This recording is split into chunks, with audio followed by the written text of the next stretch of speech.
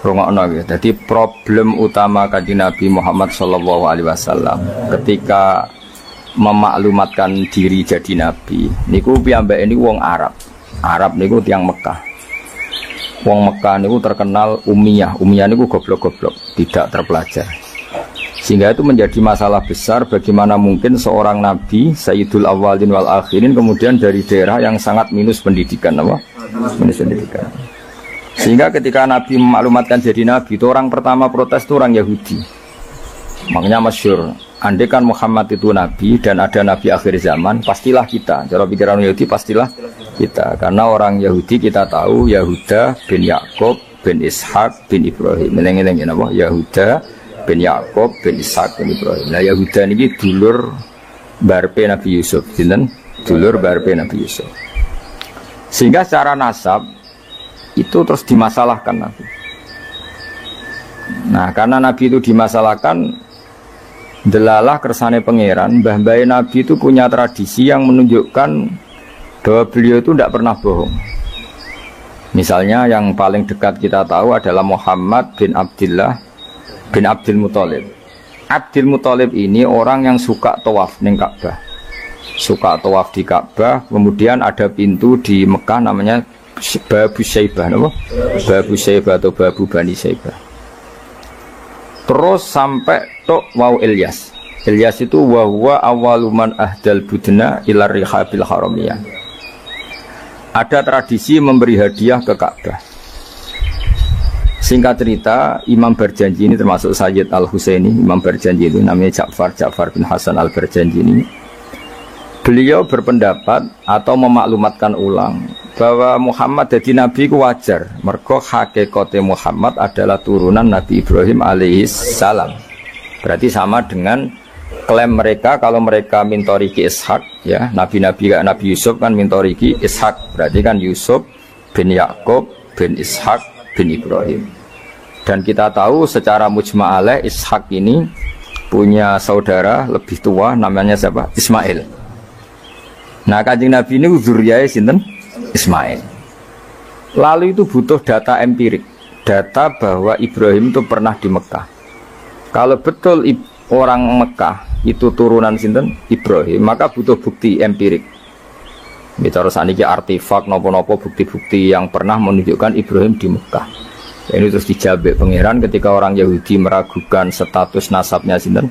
Nabi Muhammad. Terus pangeran rangno fihi ayatum bayinatum maqamu Ibrahim, bahwa Ibrahim benar-benar pernah di Mekah. Di situ ada batu yang pernah diinjak Nabi Ibrahim. Jadi makom itu bukan kuburan tapi apa? Sesuatu yang pernah didomisali, ya, atau pernah diinjak.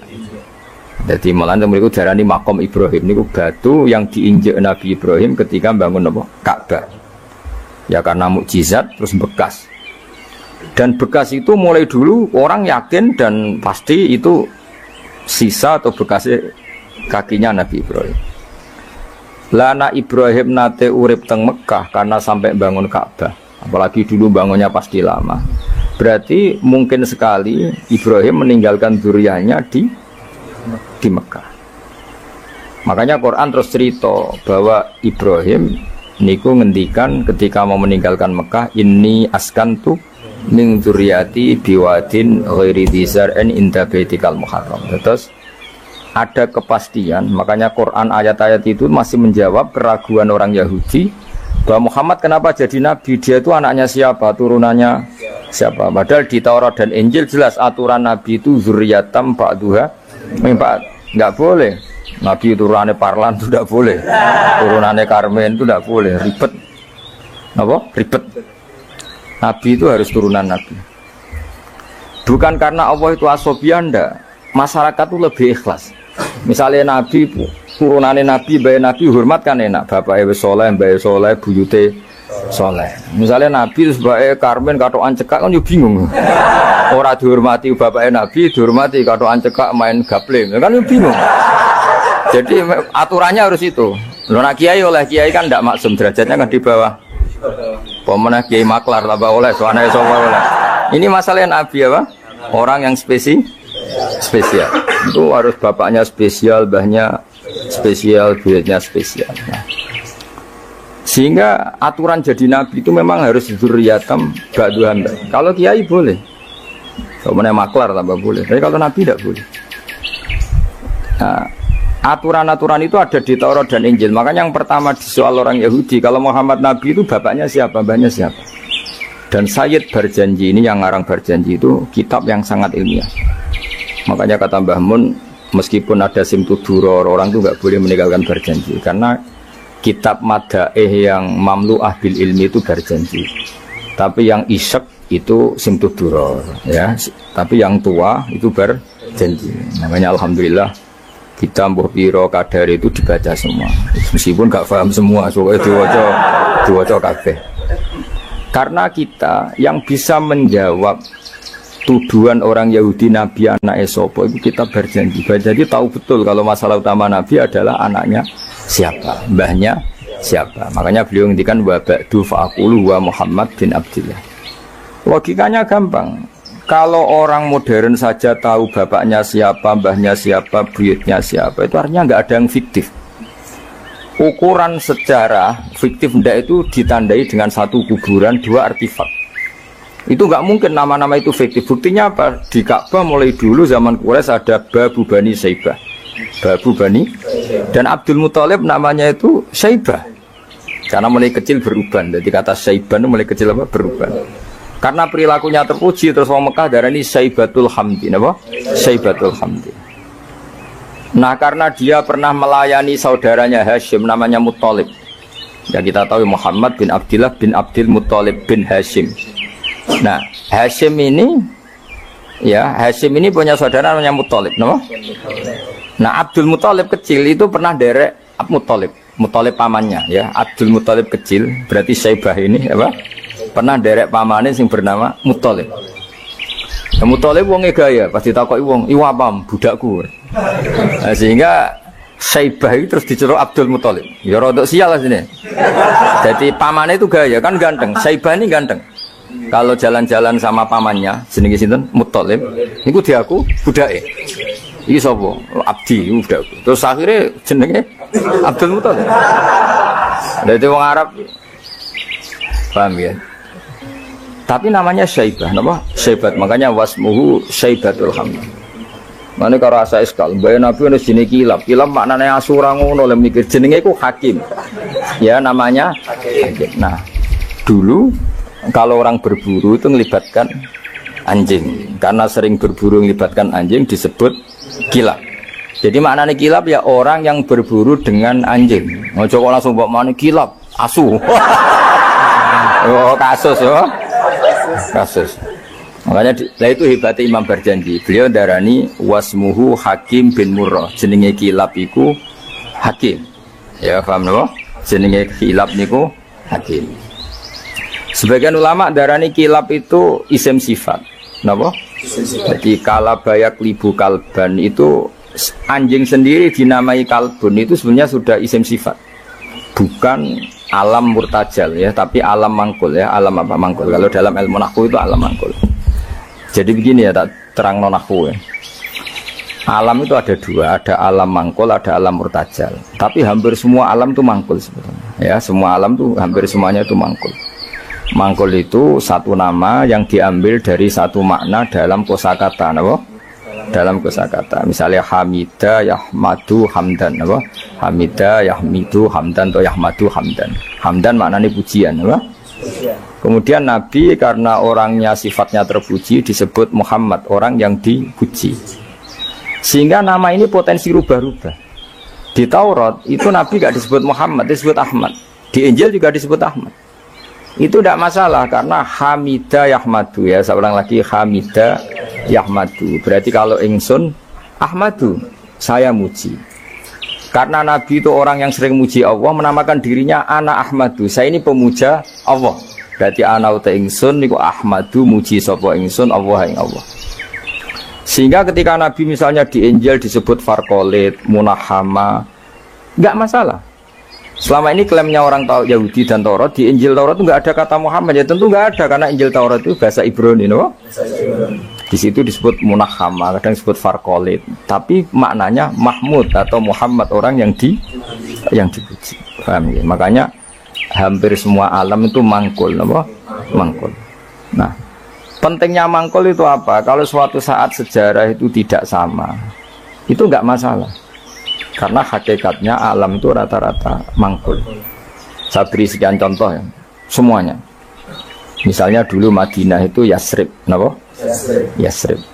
Karena ketika orang Ansor merelakan semua hartanya untuk Nabi, saya berkali-kali cerita, Kanjeng Nabi niku datang ke Yasrib, niku migrasinya angkatannya hampir 500 sahabat beserta keluarga. Terus Nabi itu kesulitan karena sahabat si A memberi si B, pokoknya kesulitan ngelola. Karena kesulitan ngelola, terus orang-orang Yasrib bilang, ya Rasulullah, hadhihi madinatuka taf'alu fiha ma tasa. Sudah engkau tidak perlu pamit per personal. Misalnya Nabi mau titip Abdurrahman bin Auf dititip no si A, yang Abu Bakar dititipkan si B, yang Umar dititipkan si C. Kan kesulitan Nabi. Karena Nabi harus mikir yang punya tanah siapa, harus pamit kepada siapa, karena semuanya pendatang. Karena Nabi kesulitan itu, terus orang-orang Yasrib bilang, ya Rasulullah, hadihi madinatuka taf'alu fiha matasa. Sudah ya Rasulullah, ini kotamu, kita semua ada ikut punya Yasrib, semua ini milikmu, maka terserah engkau. Semenjak itu Nabi terus longgar, karena diikrarkan miliknya. Semenjak itu terus Nabi memaklumatkan secara umum siapa saja boleh menempati di Madinah sesuai kadar hajat masing. Nah, semenjak itu diarani Madinatu Rasulullah Shallallahu Alaihi Wasallam. Jadi hampir semua kota itu pasti mangkul. Sehingga ketika kitab Taurat, Injil menamakan itu enggak persis, itu enggak masalah. Misalnya Quran yang paling masyhur, summiya bil Quran ya li annahu makru, karena dibaca, maka summiya Quranan. Qara'a yaqra'u Quranan. Tapi Quran juga dikatakan kitab, wal kitabil mubin, karena bentuknya mushaf itu maktub, ada yang ditulis. Artinya melibatkan kitabah, tulisan, maka summiya kitaban. Sebagian disebut lagi Quran itu namanya apa? Mushaf, apa? Karena mushaf itu dari kata sokhifah, ada lampiran, melibatkan kertas, maka disebut yatslu suhufam mutahhar. Paham ya? Makanya suhufi Ibrahim wa Musa. Jadi melihat itu melibatkan lampiran, sokhifah disebut mushaf. Melihat itu dibaca disebut Quran. Melihat itu melibatkan tulisan disebut kitab. Melihat konsepnya adalah al-fariq bainal haqqi wa bainal batil disebut furqan, pemisah. Melihat fungsinya cahaya disebut nur. Melihat fungsinya Quran menghidupkan jiwa-jiwa yang mati disebut ruh. Wa kadzalika auhayna ilaika ruham min amrina. Sehingga berdipastikan sebenarnya semua nama itu rata-rata itu mangkul, apa? Mangkul. Makanya Nabi sering ngendikan, saya ini punya sekian nama. Itu beliau menyebut ana Muhammad wa ana Ahmad. Termasuk beliau menyebut wa anal mahi. Saya ini pelebur, penghilang. Yamhu bi al-kufra, dengan saya kekafiran menjadi hilang. Wa anal aqib, saya ini penutup, karena saya adalah penutup para nabi. Wa anal hasyir, saya ini hasyir, penggiring, karena nanti semua para nabi digiring di bawah benderaku. Jadi nabi juga punya sekian nama, dan semua itu menunjukkan alam apa? Mangkul. Ya, alam apa? Mangkul. Nah sekarang asmani babai Nabi itu jelas gak fiktif, karena tadi orang Arab tahu semua orang kafir pun tahu. Kalau di Mekah ada Babu Bani Syaibah, pasti ada orang bernama Syaibah, karena ada Bani Syaibah, turunannya Syaibah. Dan itu siapa? Abdul Muttalib. Dan itu siapa? Abdullah. Itu siapa? Muhammad. Dan itu butuh bukti artefak. Makanya terus Allah menjawab fihi ayatum bayyinatum maqamu Ibrahim. Nah, bukti setelah Ibrahim, kan Ibrahim akhirnya kembali ke Palestina atau ke Syam. Lalu buktinya apa kalau dzurriyyahnya Ibrahim itu ada di Mekah? Terus Nabi Ibrahim dimaklumatkan oleh Quran bahwa beliau sempat ngendikan inni askantu min dzurriyyati biwadin ghairi dzar'in inda baitikal muharram. Ya Allah, sebagian anak turunku tak letakkan di Mekah. Itu kalimat min dzurriyyati itu kalimat yang paling objektif. Ada kata min, sebagian. Karena kalau Ibrahim bilang dzurriyyati maka bohong, karena ada Ishak yang di Palestina. Paham ya? Makanya disebut min, bahwa sebagian anakku tak letakkan di sini. Karena sebagian yang lain di Palestina. Maka kata min dzurriyyati ini bukti bahwa Quran itu mukjizat betul, yaitu memang faktanya Ibrahim itu ada yang di Palestina, yaitu Ishak, Ishak yang di Mekah Ismail. Nah disebut min dzurriyyati, apa? Terus Ibrahim ngendikan biwadin di lembah. Sebab itu Ka'bah itu di cekungan paling bawah. Bukti sejarah juga membuktikan seperti itu. Mulane kula seneng Ka'bah kena banjir bolak-balik rubah niku kula seneng. Karena mboten seneng dari segi cemoan mboten, itu bukti empirik. Iku hikmahnya kena apa Ka'bah rubah bolak-balik. Andai kan enggak rubah bolak-balik karena banjir, orang susah nyari sejarah. Ketika Nabi umur 35 Ka'bah rubah mergo banjir, zaman Umar ya rubah. Karena tadi Ka'bah itu di cekungan paling bawah. Quran memaklumatkan bahwa Ka'bah itu biwadin di cekungan paling bawah. Yaitu ada Jabal Abi Qubais di cekung gunung, Ka'bah paling bawah. Nah karena Ka'bah ini zaman Nabi Adam itu rob wa tumain. Jadi ketika Adam mau haji, tanya sama ya Allah saya harus kemana? Ya sudah ke Ka'bah. Titenane sebuti Gusti ada rob wa tumain, ada roh wa tumain. Ada cekungan dalam tempatnya air. Itu jenis Ka'bah. Zaman itu belum ada bangunannya, yaitu sudah namanya Ka'bah. Terus Ibrahim sesuai panduan itu bikin bangunan di situ. Bisa kamu bayangkan kan bangunan di cekungan paling bawah di sekelilingi gunung. Kan mesti kegerojok air. Makanya setiap banjir itu Ka'bah rubuh. Apalagi ya nggak ada semen, nggak ada terus dilapisi baja, nggak ada dulu. Pasti rubuh. Justru itu bagus. Bagus dari segi bahwa shadaqallahul adzim ketika mengistilahkan Ka'bah itu biwadin. Paham ya? Biwadin. Sehingga sekarang alhamdulillah pemerintahan Wahabi meskipun gitu sampai sekarang Ka'bah itu dari Masjid Haram tetap ke bawah. Ya udah ya mesti apa? Ke bawah, tetap di cekungan. Sampai sekarang desainnya Ka'bah tetap ya kita di Masjid Haram masuk itu nanti kalau mau ke Ka'bah mesti turun ke bawah sampai sekarang. Wiling-wilingan statusnya Ka'bah itu biwadin ghairi dzar'in inda baitikal muharram. Lah ini penting. Sehingga orang-orang yang mengingkari nubuah pun percaya kalau Muhammad turunan Ibrahim karena semua data mengarah itu. Jadi Ka'bah kena banjir ana hikmah. Aja kok malah nggo ilmu jaduk jare omahe pangeran kok rubuh. Ora sing jaga sapa? Wong goblok. Jadi Allah kalau bikin sesuatu itu pasti hikmahnya besar. Baru era Umar terakhir di kebijakan Jabal Abi Qubais itu dijebol supaya air tersalur keluar, tidak semuanya mengarah ke Ka'bah. Tapi itu bagus. Ijtihadnya Umar ya bagus, tapi kenapa zaman Nabi ijtihad itu tidak ada? Memang nggak perlu ada zaman itu, karena justru rubuhnya Ka'bah mergo banjir itu bukti benar-benar biwadin, karena di cekungan paling bawah maka rawan kena banjir. Logika rasionalnya kenapa di situ ada Zam-Zam? Ya karena logikanya gampang. Secara umum, meskipun Allah itu kuasa bikin mukjizat, tapi tetap ada nilai rasionalitasnya. Nilai karena Ka'bah itu di cekungan terbawah, maka mata air ya di situ. Bang, ya? Makanya Zam-Zam ya dekat Ka'bah. Meskipun Allah bisa bikin air di puncak gunung, tapi itu kan betul lucu, maksudnya normali sumberan neng cekungan, kan ya lucu. Banyak milih munggah kan ya lucu. Darani sulapan malah ribet kan. Jadi Allah itu meskipun kuasa melakukan apa saja, tetapi gak ada ajro alamat rodil adat atau alamut torodil adat. Sesuatu dibikin itu sesuai adat. Nah termasuk adat orang soleh itu turunannya orang soleh, turunan saleh. Makanya dzurriyatam ba'duha. Makanya jogeman, kalau suwun jogeman ninggal berjanji. Karena kitab berjanji itu yang paling madhu Nabi, muji Nabi min haitsul ilm. Sangat fanatik menjawab gugatan pada Nabi dari segi ilmiah. Termasuk beliau yang kalau kita ahli sunnah kan yakin bapaknya Nabi, bayi Nabi sampai Nabi Adam semuanya mukmin. Nah, kalau ada kubu sebelah yang darani bapaknya Nabi nin roko, bayi Nabi nin roko, itu pasti kita tentang. Karena wa kaifalah wasayyidul akramu sallallahu alaihi wasallam wasitatul muntaqo. Bagaimana kamu katakan bapaknya Nabi kafir, bayi Nabi kafir, sementara diliwatin Nur Muhammad. Mosok Nur diliwatno barang sing najis.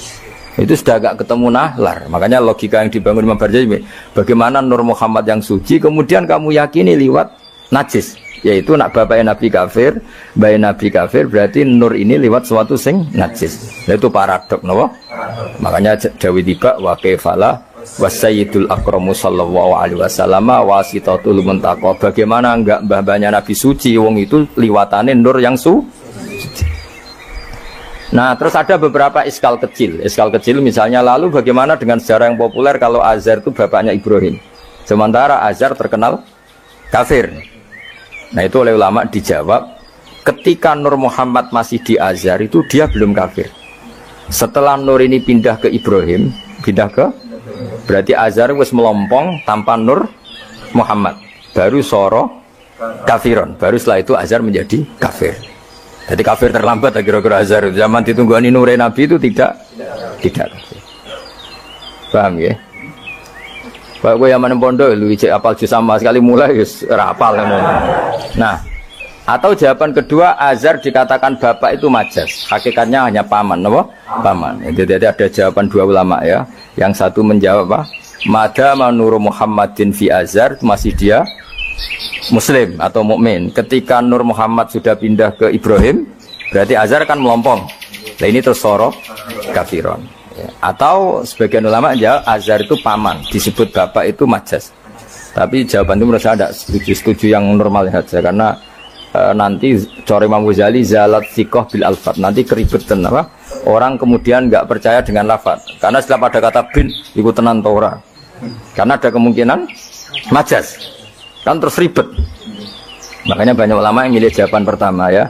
Madama nurun Nabi fi Azhar, itu Azhar belum kafir. Setelah ada intiqalun nur, peralihan nur ke Ibrahim, Azhar baru kafir. Yaitu biasa, itu lebih gampang. Nah, tapi kita tetap yakin bahwa Nabi bapak Nabi ila Adam niku semuanya mukmin. Nah, alasannya apa? Bagaifala wasayyidul akramu sallallahu alaihi wasallam wasitatuhul muntaqo. Ya sapa sing maca apa sih wis untuk kang nyanyi gentenan. Mudah-mudahan genten. Ada lam ya. Al-Jannatu wa na'imuha sa'dul liman yusalli wa yusallim wa yubarik alaihi. Bismillahirrahmanirrahim.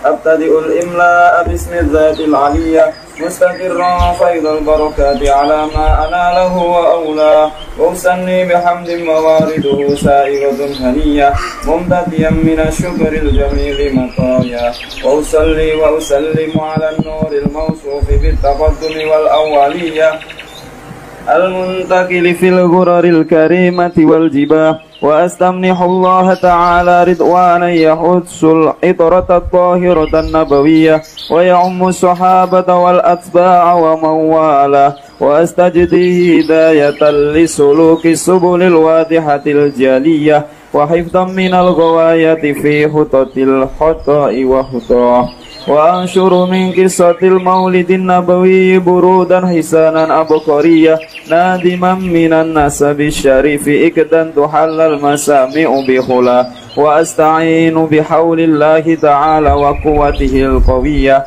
فإنه لا حول ولا قوة إلا بالله أذكر الله الكريم سليم من صلاة وتسليم اللهم صل وسلم وبارك ganti sobat alam seneng tokno sobat Allah mengke guys pokoke kula ngawasi bakdo Isya namung tiba ya dabak utawi berjanji supaya golek barokah Rasulullah sallallahu alaihi wasallam kalian kulino seneng bil ilmi napa bil ilmi karena tadi kita ini sering ngaji Quran yang jelas-jelas Nabi Isa piyambak dimaklumatkan Allah dzurriyatam ba'duha min ba'd.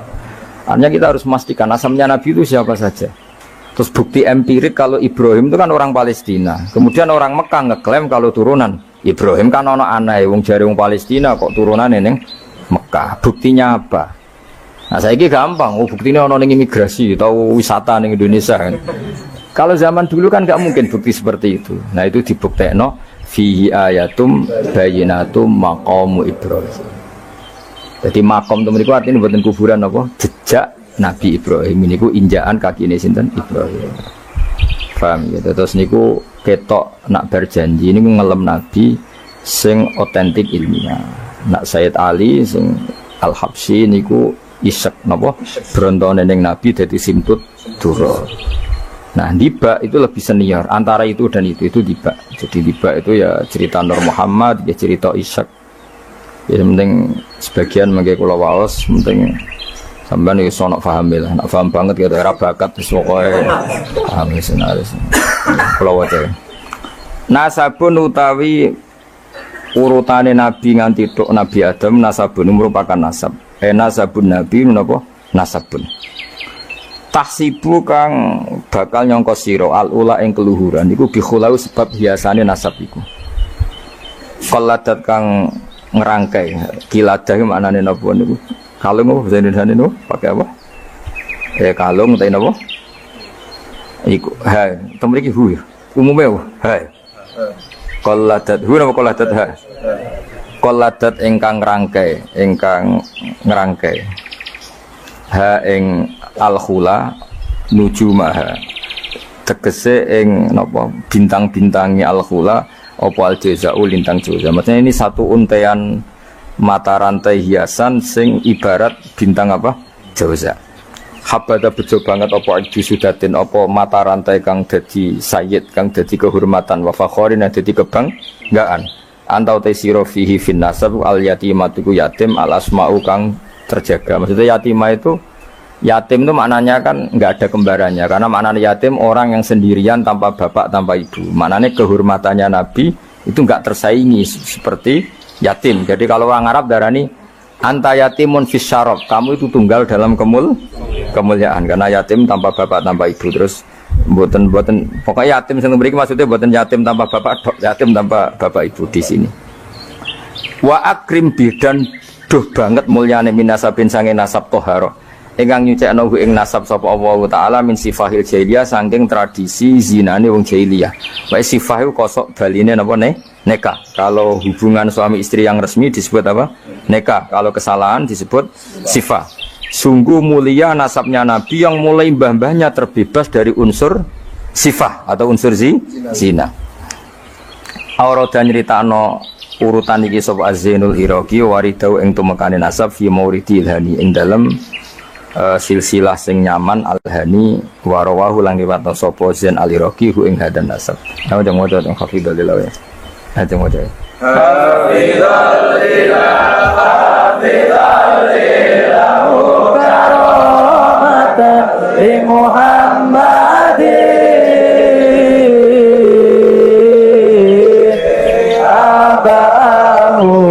abahul amjada saunan bismi tarakusibah apalah yusibul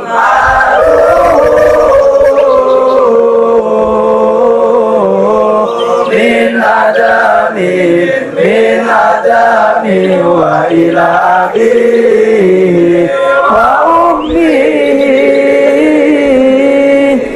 Jadi wow saya ulang lagi Nabi itu figur yang spesial dan Nabi ini pasti nanti ngaramkan zina. Ya Nabi ini pasti nanti ngaramkan. Kayak apa susahnya kalau misalnya wong mbam dhewe ngono, buyutem dhewe ngono. Maka supaya tidak seperti itu abai Nabi terbebas dari zina, mbahnya terbebas dari zina, buyutnya sampai Nabi Adam. Semua mbah-mbahnya Nabi terbebas dari zina. Allah menjaga itu supaya demi kehormatannya Nabi Muhammad SAW. Kan gak kebayang misalnya Nabi ngaramkan nyolong, sembahyang nyolong jambu kan ya ribet. Oh kan ya ribet. Paham ya? Terus ribet ya. Paham tak maksudnya? Biar ada provokator. Kan ya ribet. Nabi nanti itu pasti mengharamkan nyolong. Nyolong apa aja maksudnya? Ya, jebule baik. Nyolong kan ribet. Makanya hafidhul ilahu karomatan li Muhammadin abahul amjada saunal ismihi. Jadi bapaknya Nabi, mbahnya Nabi, ibunya semua terjaga dari perilaku yang buruk. Jagani nanti cucunya ini akan mensyariatkan sesuatu yang baik. Nanti kan mesti tercemooh gaya Muhammad anti zina mbahmu ya gitu kan ribet. Gayamu ngaramno nyolong mbah-mbahmu nyolong kan ribet. Sehingga untuk menyelamatkan namanya Nabi itu didesain Allah turunane wong soleh, mbaya soleh, buyute soleh. Iku jenenge napa? Hafidhul ilahu karamatan li Muhammadin abahul amjada saunal ismi. Oh, tadi kena bungak-bungak paham napa? Saya paham ya? Ya lumayan wis. Serasa amin ra paham ya ora apa-apa. Kaya Madura tak kok Kamu tahu ini larangan? Tidak tahu Pak. Kenapa? Tidak bisa baca. Loh, kenapa tidak bisa baca? Kalau bisa baca jadi polisi Pak. Nah, kena paham malah jadi kiai. Pantasnya ora paham bener. Sementing nggak rame-rame Islam no? Ya jadi saya ulang lagi ya. Nabi ini itu pasti nanti mengharamkan zina. Kan nanti mesti keweleh nak bapak edw, mbak edw, buyute zina. Maka supaya Nabi kekasih Allah gak keweleh, bapak ora zina, mbak ora zina, kuwabe ora zina. Sebut tarokus sifaha, falam yusibhum aruhu min adami wa ila abihi wa ummi. Jadi mbah-mbahnya Nabi tidak pernah zina. Itu dimulai dari terutama kanjeng Nabi ya, tentu bapaknya sampai Nabi Adam. Nanti corong jawab ben gak keweleh, napa? Ben gak keweleh. Ya mau misalnya kayak hafid terus di bapak mau Fatihah ra iso isin padahal terima kia apa bayangkan kali itu Nabi ya kan makanya Nabi itu dipersiapkan spesial makanya kita ahli sunnah ciri khasnya apa orang yang meyakini bahwa Nabi mukmin dan terbebas dari dosa syirik dan dosa-dosa besar karena karomatan de Muhammadin itu sebagai bentuk penghormatan terhadap Muhammad. Nah, misalnya kendaraan Nabi itu sayyidul awalin wa akhirin tapi disik baik biasa gaple. Kacau. Kacau gak? Kacau kan paradok. Nabi ku sayyidul awal dan akhir tapi baik tukang adu pitik. Wah ribet. Ribet betul. Ribet. Nah, mulane nazuman iki nazuman sing kita memaklumatkan bahwa Nabi itu figur yang luar biasa. Sing mbok nyanyakno nak malam Jumat tuh. Aku kadang iskal iku ora paham kok bianter. Wis gak apa-apa wis rame-rame no. Saya tak warai, ben rodok dong. Lho kula Kangkang nak tibaan sering nangis. Mergo paham. Tangan-tangan enak saya paham. Mergo ora perlu nangis napa? Kok banter-banter suara lagune beda-beda. Padahal kalau berjanji dibaca itu Nabi sebenarnya hadir. Tapi yang dibaan yang kayak apa enggak tahu. Sing jelas ora dibaan mungkin. Serah apa cukup wis penting seneng Nabi napa. Nabi rawuh cek mboten sementing seneng Nabi. Bang rawuh ora raimu malah bingung. Maksudnya hafid kok raine gak meyakinkan. Malah ribet to. Sekarang wala sementing untuk syafaat Kanjeng Muhammad sallallahu alaihi wasallam. Nanti bahane Habib Umar ben kono dirawi Nabi di bahane Habib di baham pokoke rame-rame untuk syafaat e jeneng serau sambayang rawuh malah ngel-ngel lho.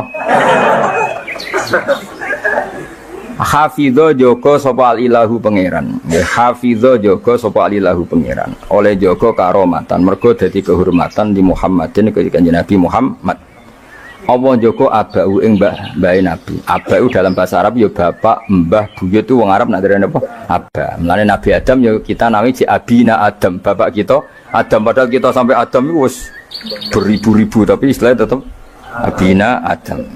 Abahu ing bapak mbahe buyut-buyute Kanjeng Nabi. Jadi artinya gini, jangan sampai kamu di keyakinan sing dijogo pas bapak etok. Mbahe ora keliru, aba di sini apa? Wis pokoke bapak, mbah, buyut iku wong Arab nak darani apa? Aba. Kayak kita darani Adam ya napa?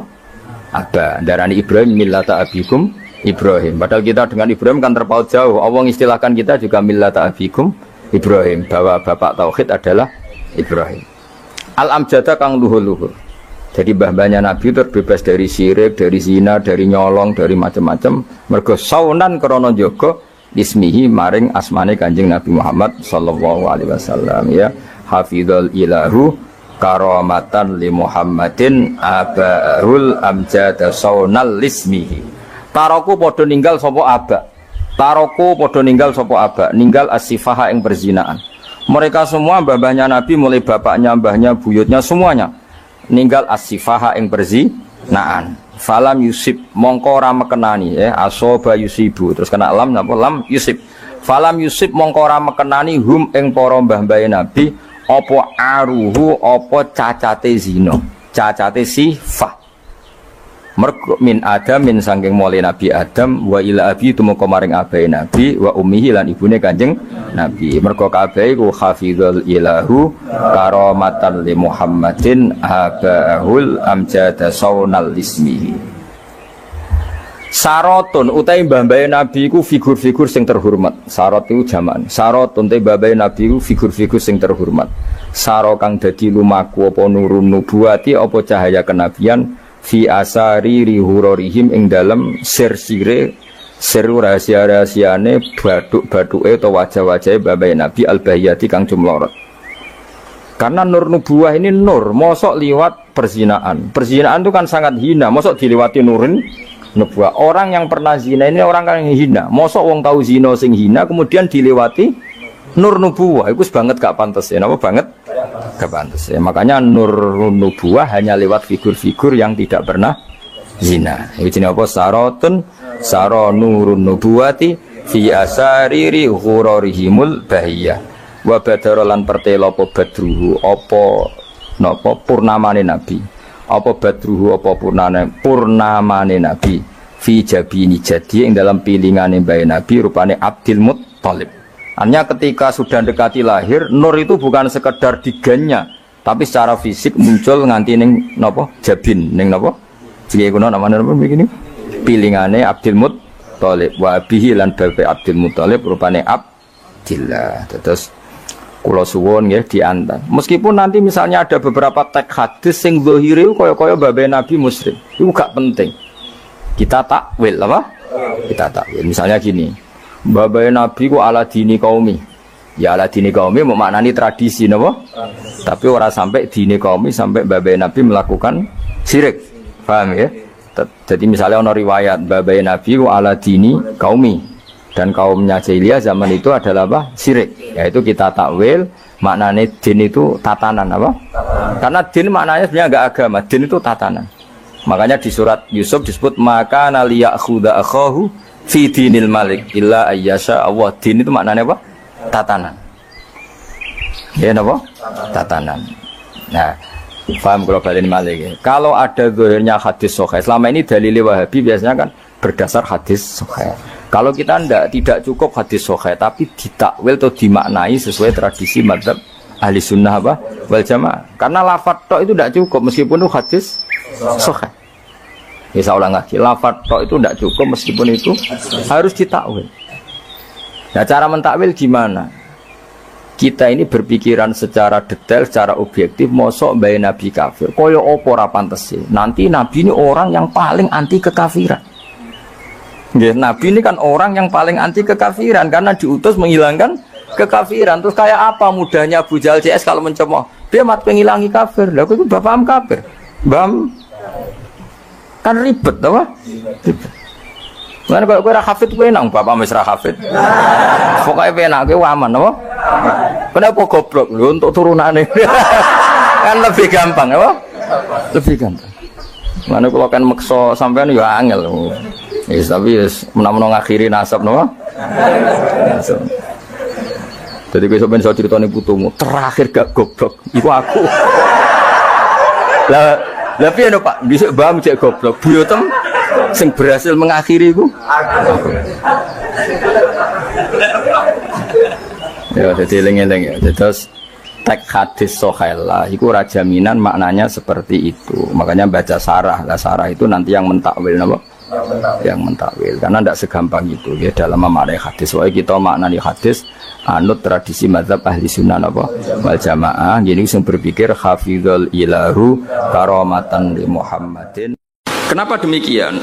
Dzurriyyatu Adam pernah ingkorodu yaitu ketika kena tufan itu habis semua kecuali orang 80 yang ikut perahunya Nabi Nuh. Sehingga generasi setelah itu disebut Allah dzurriyyataman hamalna ma'anu. Mengenai sampean semua ini keren karena turunannya Nabi Nuh.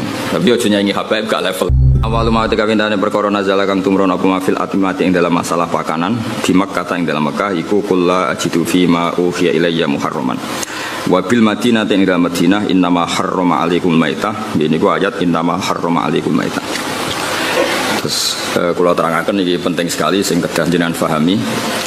Jadi ulama itu bisa berdebat tentang awaluma nazalah, napa awaluma nazalah. Tapi kita tidak penting ikuti debat itu khasnya ulama. Tapi sebetulnya ada solusi. Solusinya itu mirip seperti awaluman amanah, mirip awaluman apa? Amanah. Sekarang jenengan angen-angen nggih. Nabi ketika dapat wahyu pertama, Saya ulang lagi ya, Nabi ketika dapat wahyu pertama, itu kan semua tarikh sepakat. Pertama sing dikandani Kanjeng Nabi Khadijah. Sinten? Sayyidah Khadijah. Pertama beliau komunikasi, beliau manja sebagai seorang suami sampai ngendikan tafsiruni zamiluni.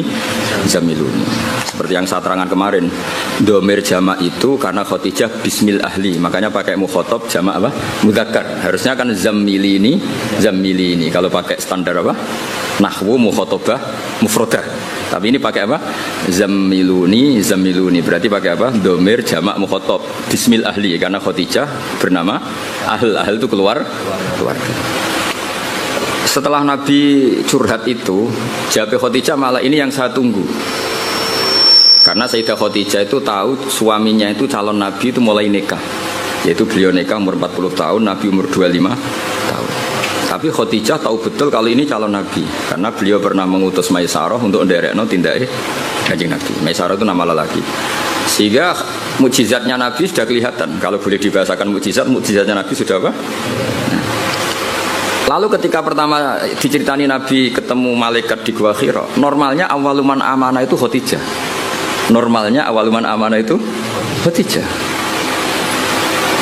Tapi Sayyidina Ali tidak kalah kerennya karena beliau misanan dan Nabi pernah hidup serumah dengan Sayyidina Ali karena Nabi di rumah Abu Thalib. Abu Bakar juga gak kalah kerennya karena teman dekatnya Kanjeng Nabi, Sohib. Zaid bin Harisah itu juga gak kalah dekatnya karena Zaid ini cah dalamnya Khadijah sing derekno Kanjeng Nabi. Dari sekian status keren ini, kemudian kalau kita berdebat awaluman amanah mutlakon, orang boleh bilang Khadijah, Abu Bakar, Ali, Zaid bin Harisah. Sehingga di bab berjanji itu pakai jalan tengah. Awaluman amanah minar rijal Abu Bakar, wa minan nisa Khadijah, wa minas sibyan Ali, dan wa minal mawali Zaid. Nah, itu kompromi. Apa? Kompromi. Jadi ilmu ya butuh kompromi. Jadi misalnya ada wong kultus Kang Ali itu kiai damaran, maksudnya kiai tapi jodaran kiai alternatif kok dukun jenis. Misalnya Hamdan itu kiai, ya sudah kiai desa, bahwa itu ditambah dewe lah kira-kira gitu. Karena mau tidak mau, jadi misalnya orang ya kayak di sejarah NU lah, ada yang bilang NU itu pendirinya Syekhona Khalil. Karena yang dapat alamat itu Syekhona Khalil. Tentu penanggalan yang gampang ya Mbah Hasyim Asy'ari. Karena ketika dimaklumatkan, diresmikan, dibakukan itu era Mbah Hasyim Asy'ari. Tapi ada saja yang ngendikan min haitsu ide ya Mbah Hasyim. Syekhona Khalil. Itu normal saja. Nah sekarang pertanyaannya adalah yang ngendikan awwalu ma nazala itu orang sekali berjabir, termasuk minas sabiqinal awwalin, dan beliau meyakini itu ya ayyuhal mudaththir. Terus ada yang ngendikan lagi Fatihah, juga itu nggak bisa dibantah karena awal Nabi jadi Nabi itu perilakunya sudah sholat dan nggak kebayangkan sholat tanpa Fatihah. Terus ada mengatakan Bismillah karena nggak kebayang Fatihah tanpa Bismillah. Makanya saya pernah guyon secara fikih dan ini guyon ilmiah. Fikih itu ya bisa digugat, nah nuruti cangkem elek bisa digugat. Coba awalul arkan itu apa coba kamu bilang? Takbir apa niat apa qiyam? Ayo coba. Kowe nek salat ngadeg sik apa niat sik? Ngadeg riyen. Tapi kalau ngadeg kamu hitung awalul arkan itu jelas goblok. Karena kecelok ngadeg salat sause niat. Nah orang niat jenenge ngadeg olahraga atau ngadeg biasa atau ngadeg siaga, tapi tetap ra iso darani ngadeg sebagai rukune salat. Berarti dhisik iki. Ya, saiki misale niat lungguh terus lagi ngadeg sah. Ya rasa kan? Karena niat ini kecelok niat nak dibarengi awalul arkan. Mergo sing darani niat kok dusek muktaronan bi fi'lihi. Dadi kan niat tok kok ora ditopang ngadeg, ya ora dadi niat. Ayo terus dhisik ndi. Nah barang itu menjadi kriminal yang baru. Bagaimana urutan rukun kemudian kamu katakan bareng.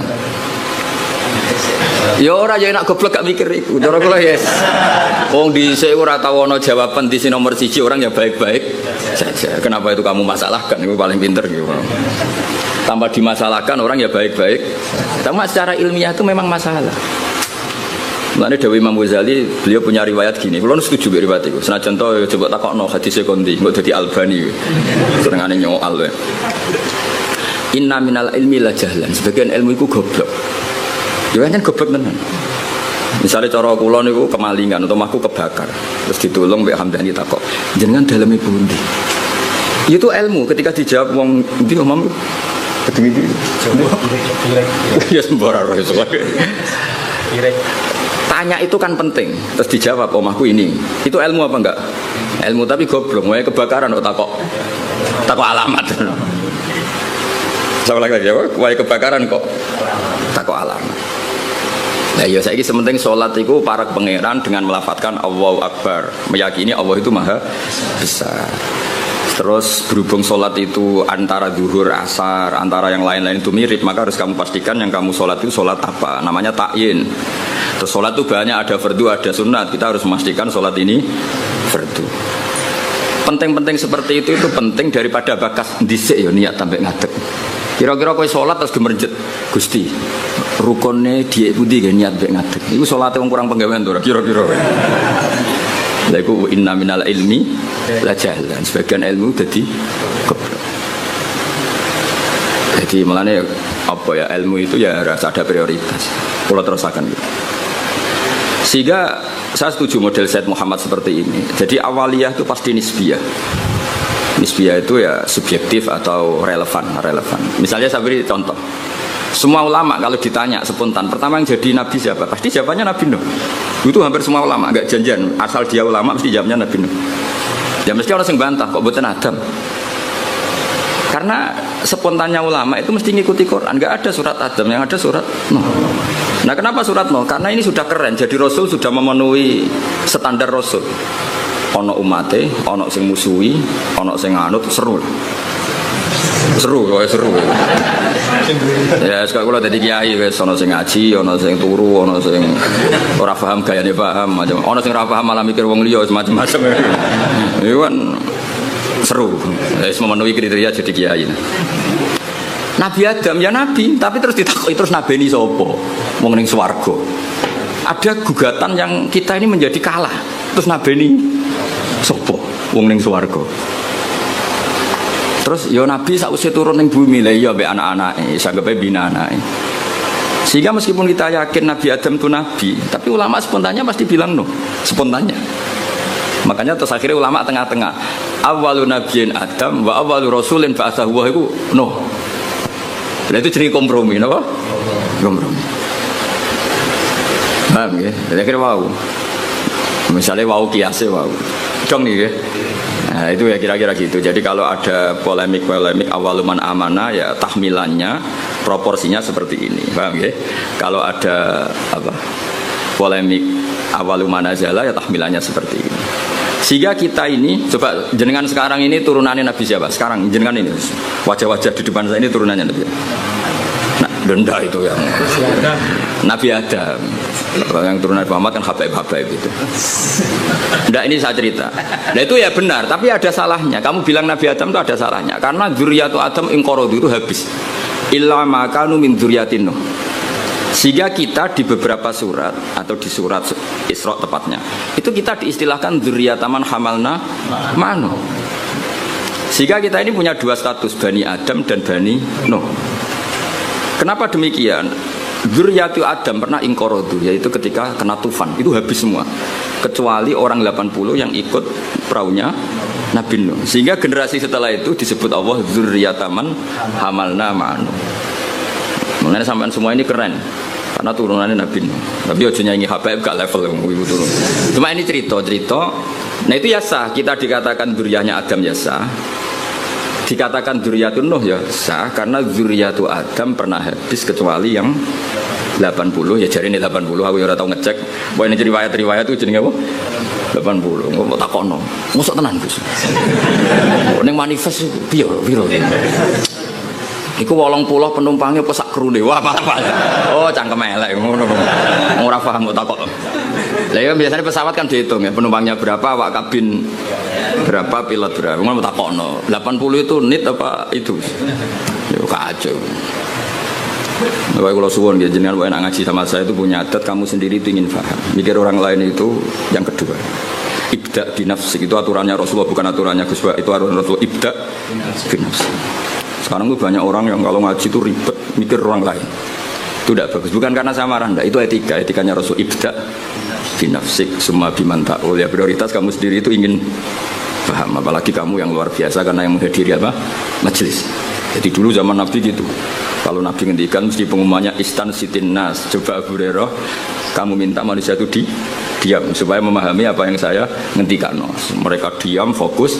Setelah selesai Nabi ngendikan liuballighu syahid minkumul ghaib, yang hadir berkewajiban menyampaikan yang tidak hadir. Tapi kalau yang hadir sendiri tidak fokus kemudian tidak paham, itu produknya terus kayak apa? Paham? Jadi ini apa? Supaya clear ya, jadi apa? Saya itu santri kadang kata milenial, mungkin ini ngaji main motor, mikir ini paham tau ora. Diamuk iku muhibbin, radiamuk ora kotor. Cuma ini saya peringatkan ya, karena ini supaya ngikuti Rasulullah Shallallahu Alaihi Wasallam. Jadi Nabi di semua kebaikan Nabi ngendikan apa? Ibda binafsi, diri kamu urus sendiri, baru mikir summa biman ta'ul, orang yang kamu rumat. Supaya itu tadi fokus. Saya andekan dulu ngaji sama Mbah Mun tidak fokus, mungkin ya tidak salim ini. Saya itu kalau dulu ngaji Mbah Mun sekaligus ijazah, kitab yang mau dibaca Mbah Mun itu tak pelajari dulu. Itu ijazahnya Mbah Mun. Sehingga saya ngaji itu sudah punya bayangan. Misalnya saya baca ya jibu ala kulli mukallafin, misalnya ad-dukhulu kadza wa kadza, ad-dukhulu fil Islam ini. Sehingga saya tinggal ngecek bacaan saya yang saya putuskan tadi malam dengan yang dibaca Mbah Mun itu mirip enggak? Kalau mirip 50% berarti setengah ngalim kan gitu. Lah nak benernya mau 20% berarti goblok gitu. Nak benernya mau 10% goblok banget gitu. Nak keliru 100% ora pati menuso. Mosok goblok kok nanti gitu itu. Tapi nak bener 90% wis ketok santri kan wajar tetap kacek 10% mbek guru. Nah persis malah sawangane kok saingan. Jadi sehingga saya itu pede. Ketika saya kecelok orang alim itu pede saya karena saya berkali-kali baca kitab yang saya putuskan itu mirip bacaannya Mbah Mun. Sehingga saya baca kitab di mana-mana itu pede. Wong miripku sampai Mbah Mun itu saya ingin Hamdani ini kan enteng maksudnya itu. Dan ini sekaligus ijazah. Sekarang enggak, orang ngaji itu blank. Halamannya ora roh. Halamannya ora roh, bar sudah kok kotak, kowe ngaji Gus Pak digo meneh. Terus kok majelis takok, halaman piro iku? Malah kadang ketemu kancane takok, "Saya kei nomor WA-mu." Terus cocokan jenengan tiyang pundi kenalan. Iku ape ngaji apa golek kenalan? Iku kelakuane wong ngaji apa kelakuane wong multi level? Kok golek kanan kiri. Sehingga orang-orang alim dulu memang gitu. Makanya dulu ngaji itu korok itu alas murid yang baca di depan guru. Sehingga saya ketika Mbah Mun ngersakno saya baca itu ya pede, beberapa kali disuruh nyari takbir ya pede, percaya diri karena tadi. Tapi kalau kamu sendiri itu blank itu kosong. Terus kamu kan tidak tahu bacaan kamu benar apa salah. Tapi kalau kamu sudah ajari ngerti. Oh Mbah Mun baca ya jibu, ternyata kamu baca ya jubu. Ini ya kasus ya. Mbah Mun baca lam tarodaman, kamu baca lam tardiman, kan kacau ya. Ini kan gak sambung. Tapi kalau benar semua, kamu kan boleh GR wes ngalim berarti. Bukan gaya, no? Gaya. Jadi jangan sampai kamu ngalami kiai yang seperti cerita-cerita kiai kuno. Ada kiai rapati alim ngorek, babun lawang. Muridnya orang sing tahu ngaji kiai liyo, Mbah kula gadah kiai riyen nak maknane lawang, walang, Mbah. Babun niku apa? Walang. Protes wis santri nek kula gadah makna niku lawang, Mbah. Lah iya, walang sing ning lawang. Mergo isin napa? Lho kula nate krungu dhewe santri maca faman saroko albedota ing anduk. Mergo tulisane ya hamzah nun dal wawu kaf. Kiyaine guyu. Dadi ora ngamuk tapi guyu. Iya dong pancen tulisane anduk. Adal wedota iku endok. Endok ning makna vegan iku anduk. Sing repot bumi dadi bom. Wal ardalan bom. Bareng didelok bumi. Bumi ya. Kasus ini. Di apa ya? Saya mohon dah. Makanya Quran tuh ngendikan inna fi dzalika ladzikra liman kana lahu qalbun aw alqasam'a wa huwa syahid. Jadi syaratnya ngaji itu alqasam'a. Cara Jawa iku ya menteleng ngrungokno. Wa huwa syahid, dia siaga. Syahid itu bersaksi. Jadi ngaji itu syaratnya dua, ngrungokno tenanan terus wa huwa syahid. Dia pikirannya kosong kecuali untuk urusan ngaji. Ya, jadi ini peringatan semua muhibbin saya supaya ngaji itu punya aturan yang digariskan Allah dan Rasul. Meskipun kita tidak akan pernah sempurna, nggak masalah. Tapi kan lumayan karena ingin memenuhi definisi itu. Jangan dari awal ngaji targetnya sowan. Gua pengen ngaji, apa kenalan Pak Kiai ini ngaji ya ngaji saja, tidak usah supaya fair. Kalau kita ingin zaman sahabat juga gitu, tidak semua yang ngaji sowan Rasulullah ya ngaji. Mereka istimewa, bahkan nggak berani sowan Nabi kecuali ditimbali karena takut ganggu. Masyhur itu la tadkhulu buyutan nabi illa ayyudzana lakum. Karena Nabi sekali masuk rumah itu milik istri, milik keluarga, milik cucu. Sehingga Nabi sekali di dalam itu nggak ada yang berani sowan karena sudah milik keluar. Tapi Nabi kalau sudah keluar ke masjid, ke sufah mereka berani matur karena kalau Nabi keluar ke publik berarti milik publik. Itu dulu sudah ada aturannya. Jadi kalau Nabi sekali masuk dalam nggak ada yang berani sowan. La tadkhulu buyutan nabi illa ayyudzana lakum. Kamu jangan masuk dalam Nabi kecuali dapat izin. Karena tidak fair kan Nabi di pondok mulang bareng yang dalam lagi ketemu Said Hasan Husain, ketemu Sayyidah Fatimah terus assalamualaikum. Kadang lagi dahar assalamualaikum, bayangkan. Lah aku ora rasane dadi kiai Kang, dadi berak protes. Ngaji rong jam kesel mulai. Lagi mangan sak puluhan assalamualaikum, coba bayangkan. Lah nek kene salisil bal ora pusing. Lagi piring jeding. Assalamu. Padahal ngempete pas ngaji wis dimpet. Mlebu dalam lagi piring jeding. Assalamualaikum. Makanya orang itu harus punya etika lah. Aturan lah, supaya jelas. Bukan apa-apa, karena ini sunnah Rasulullah yang menurut saya sangat rasional. Jadi ngenakno lah. Kiainya kalau ngaji di publik ya fokus. Ketika di dalam ya milik keluarga. Jadi keluarga gak komplain karena punya hak, punya Nabi. Ya, publik ya gak komplain karena ya memberikan waktu untuk publik. Ya taruh saja misalnya saya pas ngaji begini kok bojoku kok pengen blonjo kan orang arah jaluk duit karena ngergani pas kan juga gak fair keluarga sudah membiarkan kita fokus ngaji sementara kita pas sampai keluarga sampai ganggu itu kan gak fair. Itu makanya Quran itu luar biasa. Makanya terusannya ayat walau annahum sabaru hatta takhruja ilaihim lakana khairal lahum. Orang-orang yang sowan Nabi itu harusnya menunggu ketika Nabi keluar ke masjid. Lakana. Jadi walau annahum sabaru, seharusnya mereka itu sabar sampai Nabi yang keluar kepada mereka. Lakana khairul lahum, karena Nabi ketika keluar ke masjid ternyata Nabi sudah siap milik publik. Paham ya? Tapi kalau Nabi sudah di dalam, artinya Nabi milik istrinya, milik cucunya, milik keluarga. Dong ya gini, supaya apa ya? Sama-sama enak gitu. Apa? Sama-sama enak dan betapa aturan Islam di luar biasa. Kalau ini tidak saya terangkan, mungkin sama cara berkiai kok disewani angin. Mungkin aku sing goblok kok malah nyoal. Malah komplain gitu, lucu kan?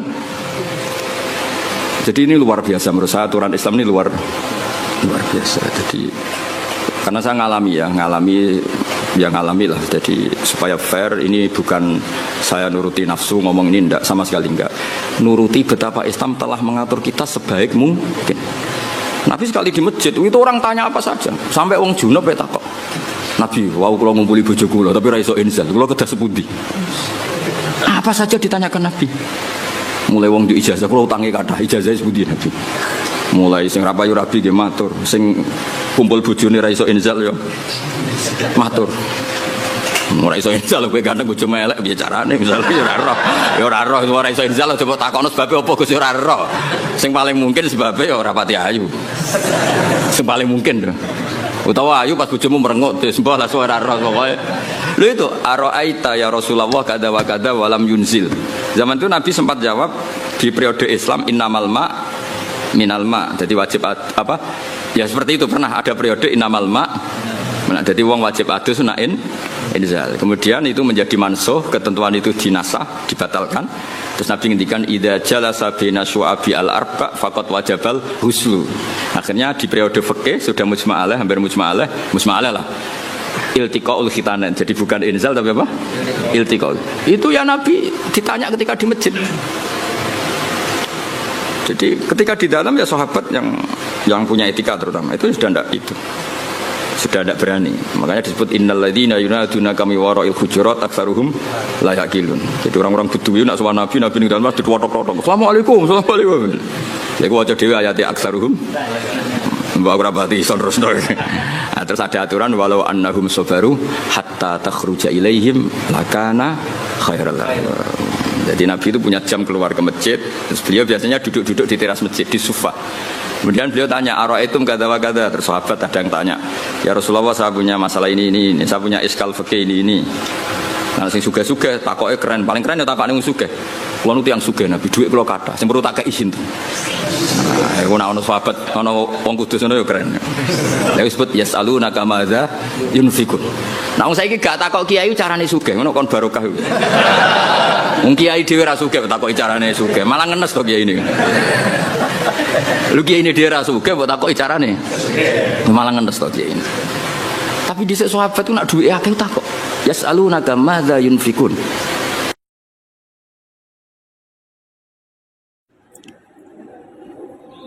Demikian telah kita ikuti bersama pengajian kita hari ini. Terima kasih saudara-saudara semua yang mengikuti pengajian ini secara langsung, baik melalui channel YouTube Pondok Ngaji ini. Semoga berkah barokah bagi kita semua. Amin ya rabbal alamin. Terima kasih. Sampai jumpa di pengajian Gus Bak selanjutnya. Wassalamualaikum warahmatullahi wabarakatuh.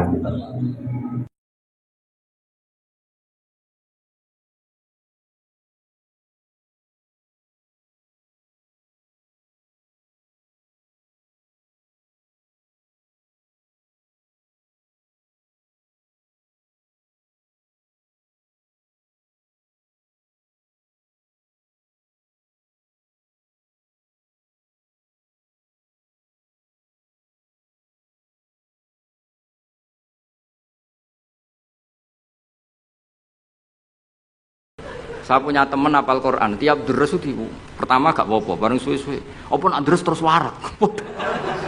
Saking ekstrimnya perlawanan istri. Tapi ngono lah ya ora rafa. Ya tetep dhe anak, ya tetep lucune wong wedok kan ngono. Ngamuk lah ya tetep ae dhe anak.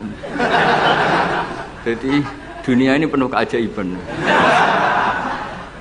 Jadi kalau di tonggo itu tukaran terus, tapi anaknya ya tetep kakak. Neng kene padha. Alhamdulillah bagus. Jadi tukarane ya terus, gawe anak ya. Ngono nganti tua ya ora pegatan. Ngerti-ngerti anake 8. Judes kabeh, kok terlatih ngono omah. Mulane wong wis kudu yakin rahmate pangeran. Ora ana zat sebaik Allah. Wong tukaran entuk rahmat. Lho rino tukaran bengi entuk jatah. Kalau terangkan ya, terus kalau dalam ulumul Quran termasuk yang paling pokok itu ngerti akhiru manazala. Tujuannya untuk memastikan mana yang berstatus nasikh, mana yang berstatus apa? Mansukh. Meskipun seperti itu juga harus ada aturannya. Misalnya ada 2 ayat bertentangan secara makna. Potensinya hubungannya itu mutlak muqayyad atau mujmal mubayyan atau am dan khos. Jika ditakwil itu nggak bisa, maka mau tidak mau dianggap nasa mansukh.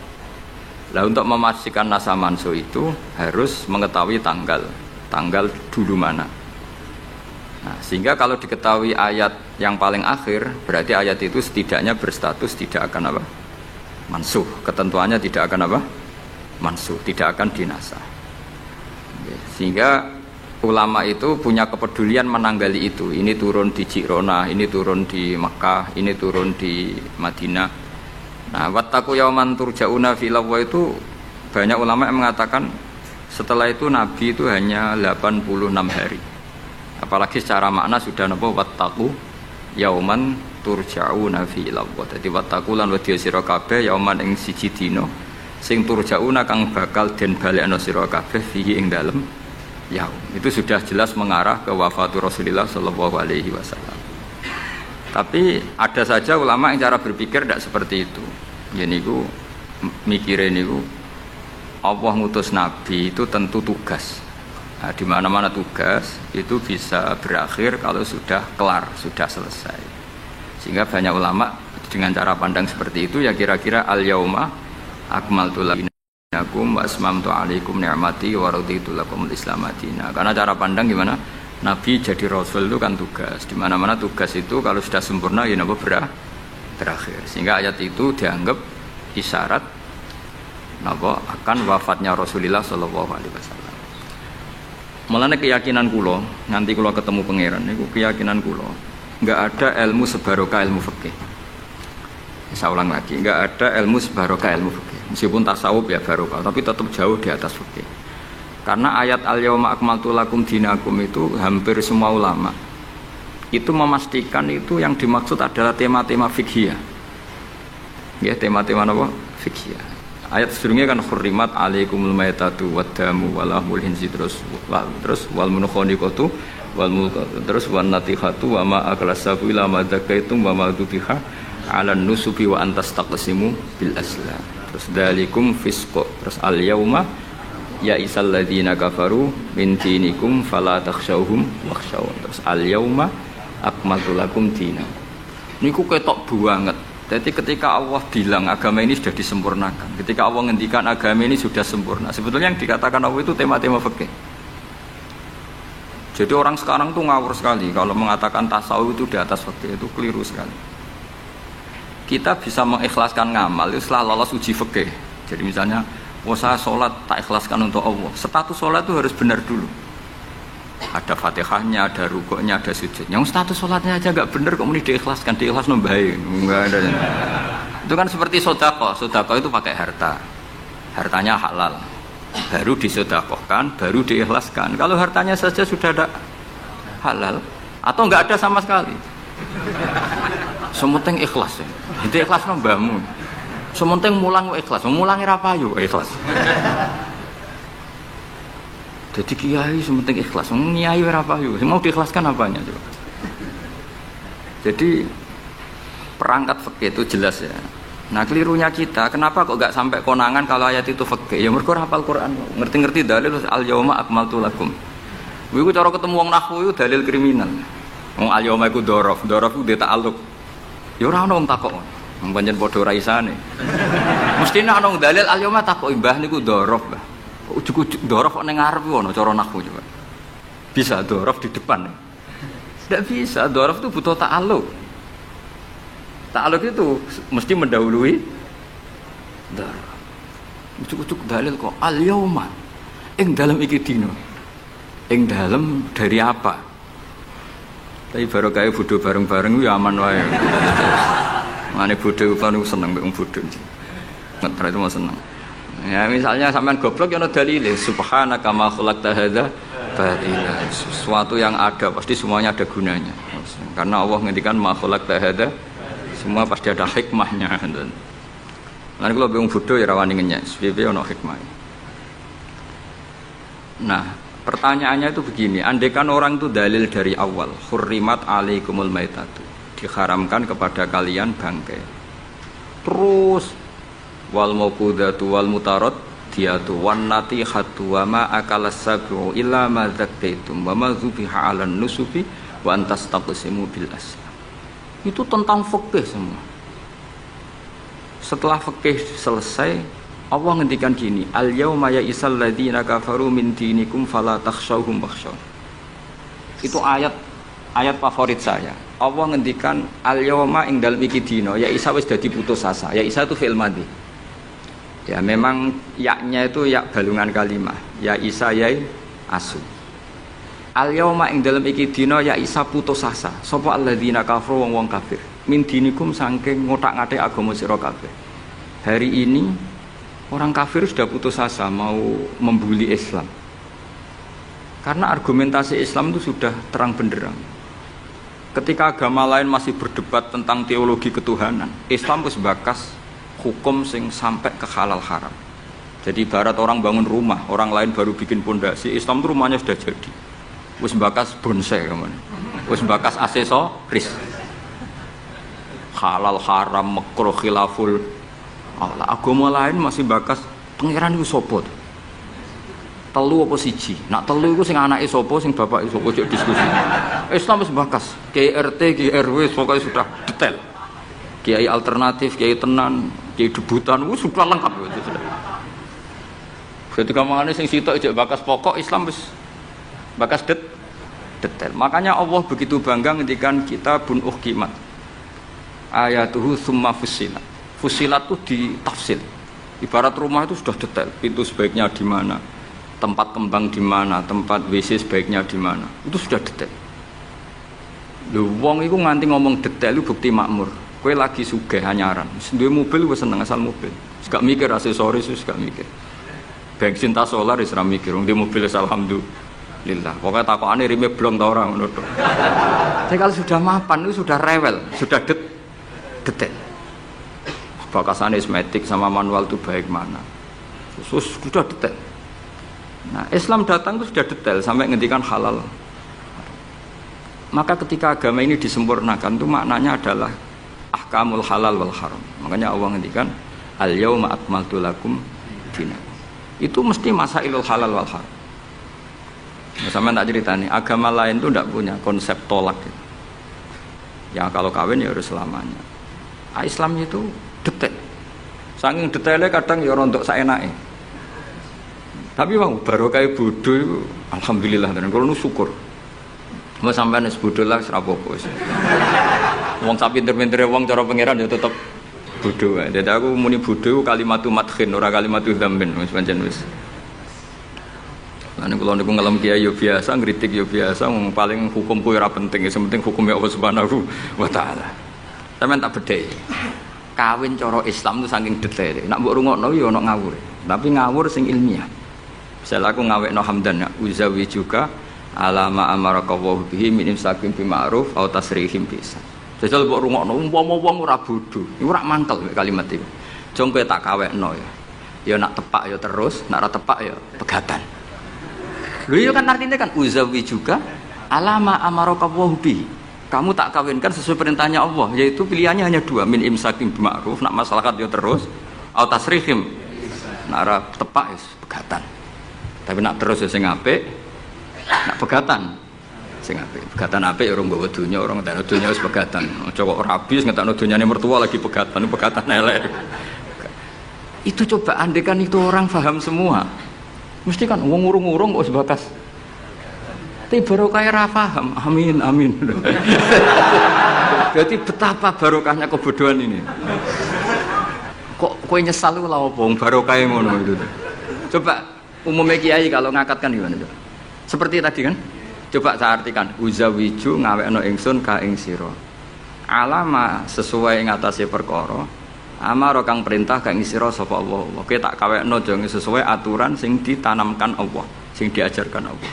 Yaitu min imsakim yaiku ngeker kelan apik, mesti nikah terus, au tasrihin to megat, engko nak megat yo.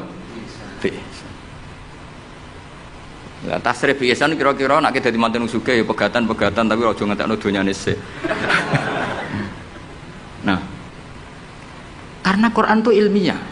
Ilmiahnya apa? Potensinya orang kawin ya hanya dua itu. Kalau enggak terus ya pegatan, daripada kaget di belakang sudah diomongkan dulu di depan. Loh di mana-mana ilmiah itu kan gitu kan? Kalau kita mau pergi ke Jakarta, kita sebagai supir yang baik, pinten jam? 4 jam misalnya. Tapi kalau ada macet ya 6 jam. Tapi kalau ada kejadian di luar duga ya 3 hari. Itu ilmiah, sesuatunya di kayak militer itu loh. Alternatif A, ada alternatif B, alternatif C. Pilot ya gitu. Otomatis kalau nggak bisa manual, kalau bisa semuanya ada alternatif. Kawin ya gitu. Engko nang orang pegatan segawe alternatif. Ndak ada gitu maksudnya. Wah, seneng kamu nafsiri sing salah. Resiko dadi kiai ngoten niku. Kula bolak-balik dijampami tiyang Jogja napa tiyang Jakarta, tiyang Surabaya. Gus kula tak nulis buku jenengan. Ya tapi tetep bukumu wong sing nafsiri kowe ora aku. Mang resiko jadi wong top. Wong do nafsiri dhewe-dhewe. Aku kadang gumun aku sing ngomongnya ra tau di pikiran ngono. Kok sing nafsiri pikirane ngono iku sing bulet menafsir. Tapi itu resiko, memang apa? Jadi wong alim gak wong ayu. Wong ayu ketemu Hamdani guyu. Hamdani nafsiri seneng, sing wong ayune bocah kok lucune ngono. Wong alim ya. Kula kadang didudono tiang-tiang. Didudono tiang-tiang. Gus ini ada buku tentang jenengannya, ada WA tentang jenengan. Lho aku sing duwe awak wae ora dipikiran ngono kok sing nafsiri tok ndi ku piye. Wis tangan-tangan wis kaya wong ayu ngono. Wong ayu senyum. Sing disenyumi nafsiri apa? Senang. Sing ayu nganggepe lucu. Tak anggap wong latihan. Dadi wong sing nulis tentang kula sing ra bener tak anggap wong latihan urip ngono wis ora usah. Tapi itu memang mau tidak mau. Dulu zaman sahabat yang ngalami seperti itu. Nabi misalnya dapat wahyu alladzina amanu wa lam yalbisu imanahum bidzulmin ulaika lahumul amnu wa hum. Orang yang iman kemudian imannya enggak tercampuri sama kezaliman sama sekali. Karena pakai nakirah. Iman yang tanpa zalim sama sekali itulah yang aman. Ulaika lahumul amnu.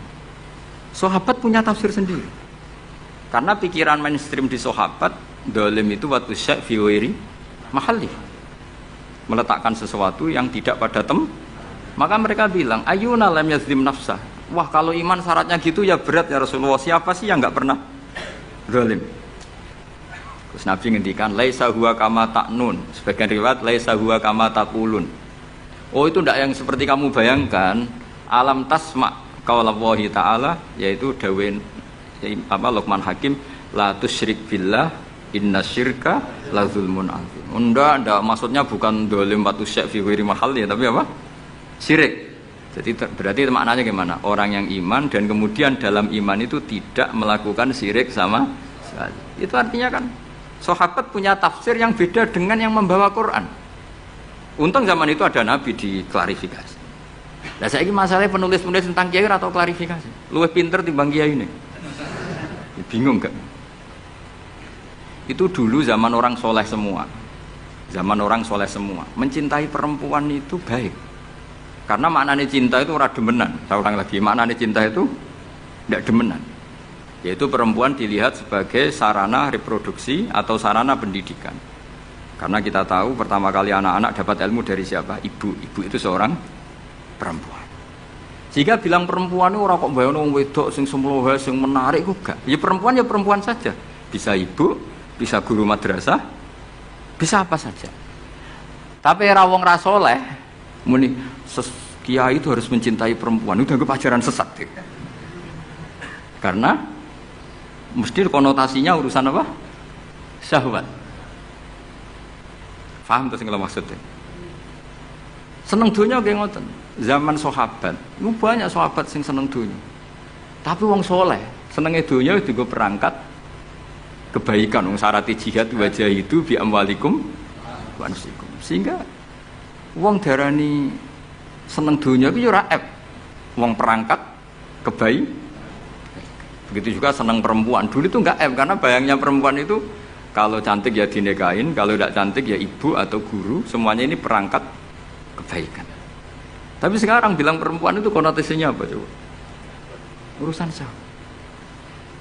Sehingga dulu itu enggak masalah misalnya Nabi ngendikan wa hubbiba ilayya min dunyakum at-tibbu wan nisa. Karena orang masih waras semua, jadi itu enggak melahirkan salah tafsir. Padahal Nabi jelas ngendikan ada 3 hal yang saya ditakdir dicintakan 3 hal itu. Yang 2 itu at-tibbu wan nisa. Pewangian dan perempuan. Tapi dengan makna yang apa? Positif. Karena kalau perempuan enggak dididik, coba anak kamu pertama tahu kebaikan lewat siapa? Ibu. Ibu itu perempuan apa lelaki? Perempuan. Jadi dulu makna perempuan itu tidak harus urusan. Ya, tapi kalau sekarang sama ngomong itu, orang nafsiri kan macam-macam. Ya, tapi itu sudah itu resiko. Yang jelas kalau minta seminta-mintanya nafsiri Quran, hadis, nafsiri ulama, itu jangan nganggo utekmu dhewe. Nganggo prosedur sing dikuasai perangkat itu oleh ulama. Makanya kalau masalah Quran sampai Kanjeng Nabi keras man fassarul Quran fi ra'yihi falyataba wa maqadahu minan nar. Orang yang menafsirkan Quran dengan otaknya sendiri maka sama juga pesan 1 tiket ke neraka. Tapi kalau nafsirkan ulama salah saenake dhewe urung pati neraka lah. Cuma ya rontok-rontok ngawur tapi kan gak mungkin diancam neraka kiai ora pangeran. Tapi ini saya cerita ya, betapa susahnya kita sebagai ulama. Karena kita harus membiasakan bahasanya ulama dulu. Karena itu satu-satunya cara untuk menetapkan tradisi dulu. Dengan zaman yang sudah rubah. Ya, dengan zaman yang sudah rubah. Ya tapi mau tidak mau. Saya beri contoh kecil misalnya tadi. Dulu sahabat itu biasa bahasakan tadi. Saya ini suka perempuan. Karena ya memang zinalin nasi hubbus syahwati minan. Tapi maknanya suka itu ya kalau suka Dinikah ya dinikah, tidak demenan, tidak pacaran. Kalau suka perempuan dengan mana ibu ya di rumah yang baik. Kalau suka perempuan dengan mana ustadzah ya diberi hak fasilitas ngajar. Semuanya itu konotasinya positif. Seneng dunia kayak ngoten, aku seneng duit, aku itu kedonyan, aku itu seneng harta. Maksudnya apa? Itu perangkat kebaikan. Aku seneng murid, aku seneng nak ngaji itu ngaji wakil. Banyak kayak dulu yang bilang gitu. Aku seneng kalau ngaji itu yang ngaji banyak. Bukan urusan salam templek, orang urusan sowanan gula akeh, tapi ingin kebaikan itu didengar orang banyak. Tapi kalau sekarang, kowe dadi kiai mending ngene, aku seneng santri akeh, mesti wong le nafsiri. Iya ben sing salam templek. Oke, jadi sekarang perangkat suudzon itu luar biasa. Luar biasa. Dulu enggak, dulu itu ya duwahi ma'al jamaah, kalau ingin barokah ya harus rame-rame. Alaikum bil jamaah. Jadi ngaji semakin banyak semakin baik, maksudnya semakin tahu hal positif yang banyak semakin baik. Tapi sekarang kan muni waktu laris pengajianku, wong pikirannya, wah berapa itu hasilnya kan untuk ruwet soal zaman akhir ruwet. Tapi nek mati mawon mesti mati mawon. Santai mawon. Kiye kersane pengiran. Kabeh itu kersane napa? Bon niku tentang ilmu sosial. Kalau mengutip sedikit. Kenapa saya cerita ilmu sosial? Karena mau tidak mau. Misalnya riba. Riba itu apa coba sampean? Ayo sampean anen riba itu bunga apa kelebihan? Apa kelebihan sause krus? Apa asal kelebihan?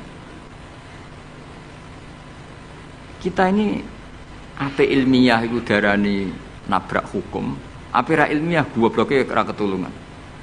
Saya pernah berdebat sama Kiai Khusyuk.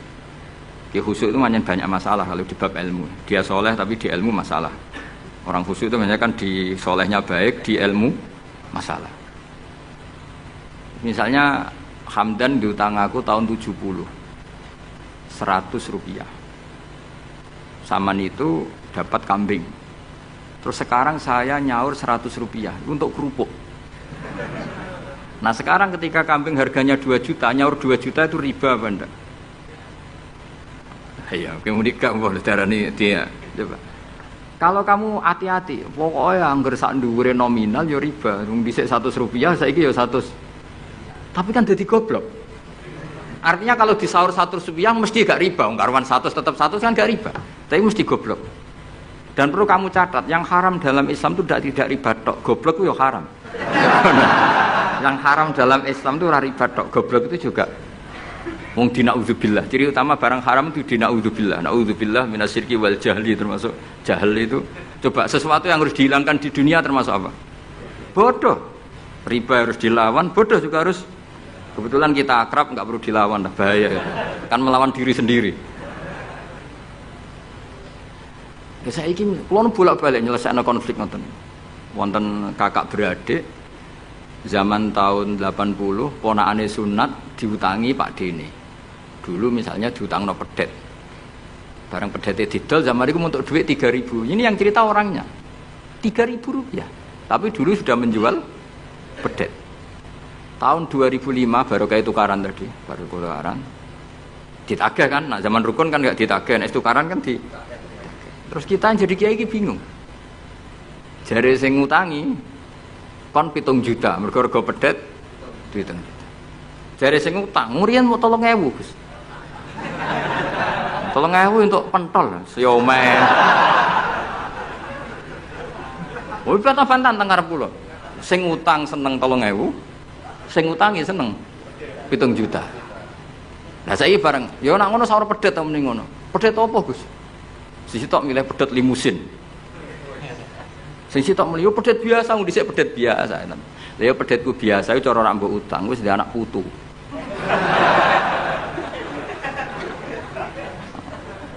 Coba tahun 70 nak duwe anak putu wis. Oh luas kok kandha. Coba. Tapi jare sing utang, lah anak mati. Coba kalau kamu jadi kiai itu coba mau apa coba? Mulane wong dadi kiai iku berat-berat iku. Ora berat iki, konsultan hukum iku sampean dadi pengacara, menang ra menang nak sing kelas Jakarta iku 1 miliar. Nak kelas kabupaten jadi 5 juta. Dadi kiai gak salam templek 20.000 taruhane swarga neraka. Wong desa paling salam templek 50.000 20.000. Takokane nek dijawab kliru swarga. Ane kula anggere dalu sing rayu pangeran Gusti wis pantese kula mlebu swarga. Wong ra melok utang kok melok mikir. Murwet.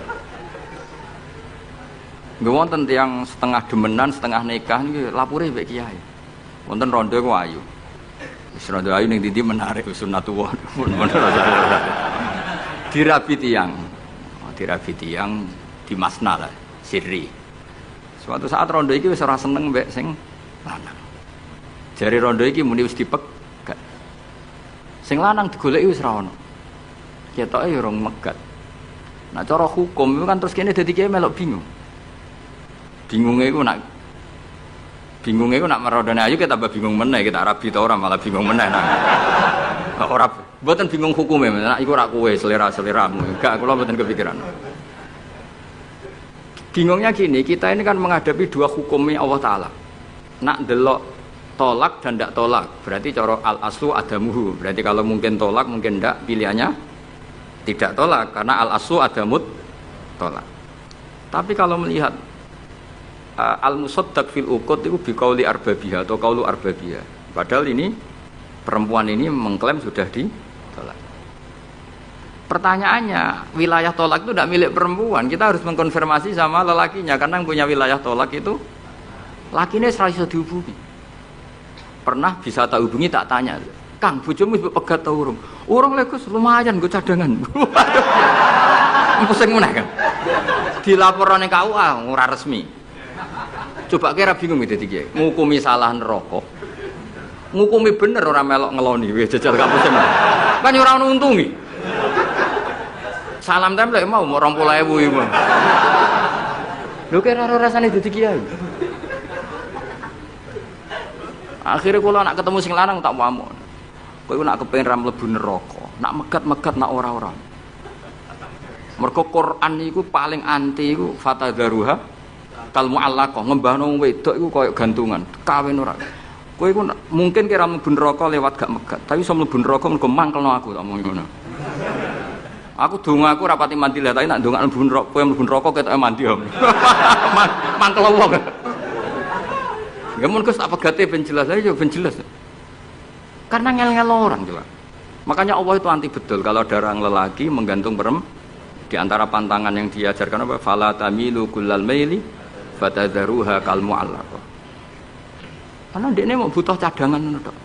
Nak lagi nenengan mbek bojone kok duwe alternatif. Mergo si wong iki zina moh, tapi kalong jatahe biologis ya moh. Wis ngono-ngono kan urusanmu. Aku sing pusing, mesti ditakoki hukume ya.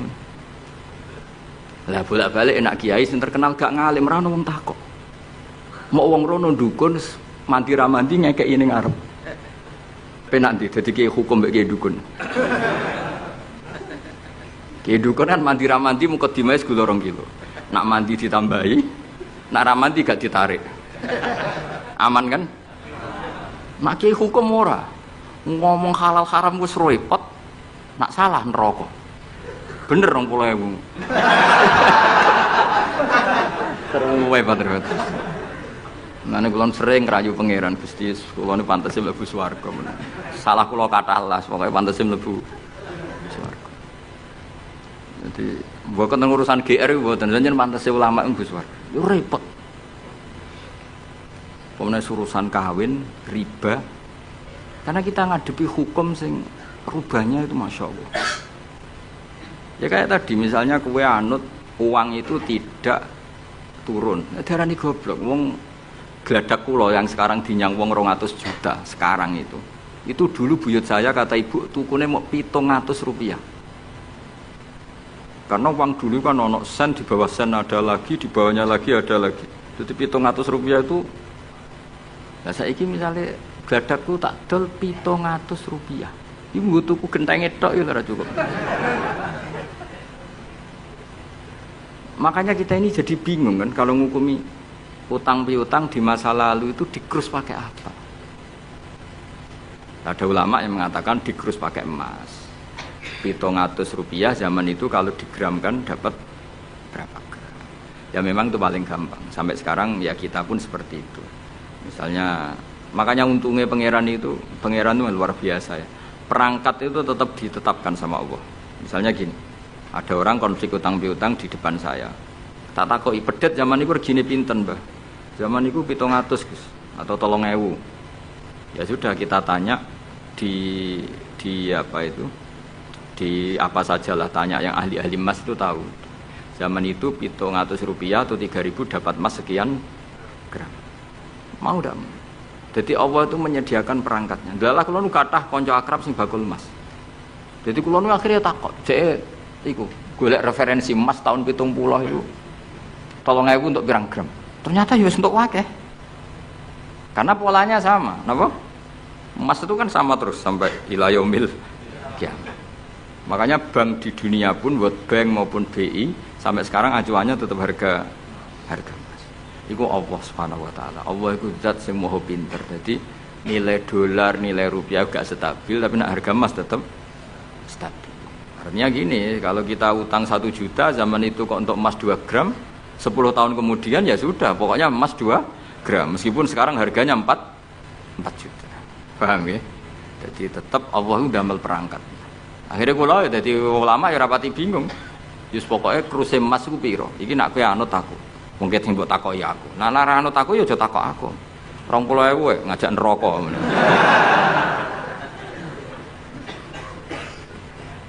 Ya, maksudnya ini masih ngaji ini mboten. Lah mulane akhir ayat sing turun ku ayat den be ayat riba. Goden ya mari riba iku ya mergo den. Saiki sing utang ora masyarakat tok, kiai sak santri-santri yo tukang. Mulane BPKB-ne do pinter-pinter. Nak sekolah do suwi yo. Apa sediluk? Ada enggak orang punya motor BPKB-nya di rumah? Ada 10% sak kampungmu. Sekolah pinter lah. Enggak, maksudnya dari satu kampung iku sing BPKB ra sekolah pirang persen? Piro? 0%. Ono, piro tidak? Ono sudah itu berarti wong kusuk. Ampun, weling mesti iki tukang gadekno. Pirang persen Kang Ali? 10 ono. Dari kira ono. Jek ono 10. Ono.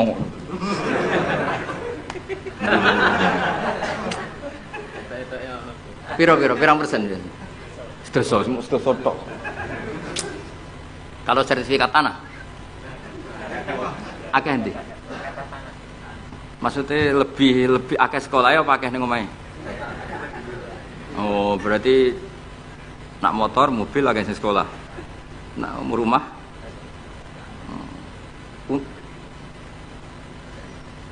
akeh sing aman. Alhamdulillah. Ya makanya Nabi nanti ngendikan innamar riba finnasiyah. Ya innamar riba finnasiyah. Karena maksudnya riba itu normalnya memang gara-gara tempo. Makanya kalau suwun sinten mawon yang mencintai saya, usahakan sesuatu itu jangan nasihat. Kulon mboten sombong, kulon nganti saiki belum pernah beli sesuatu kredit. Karena aku kiai. Maksudnya orang kok ngaramno kredit, aku kiai.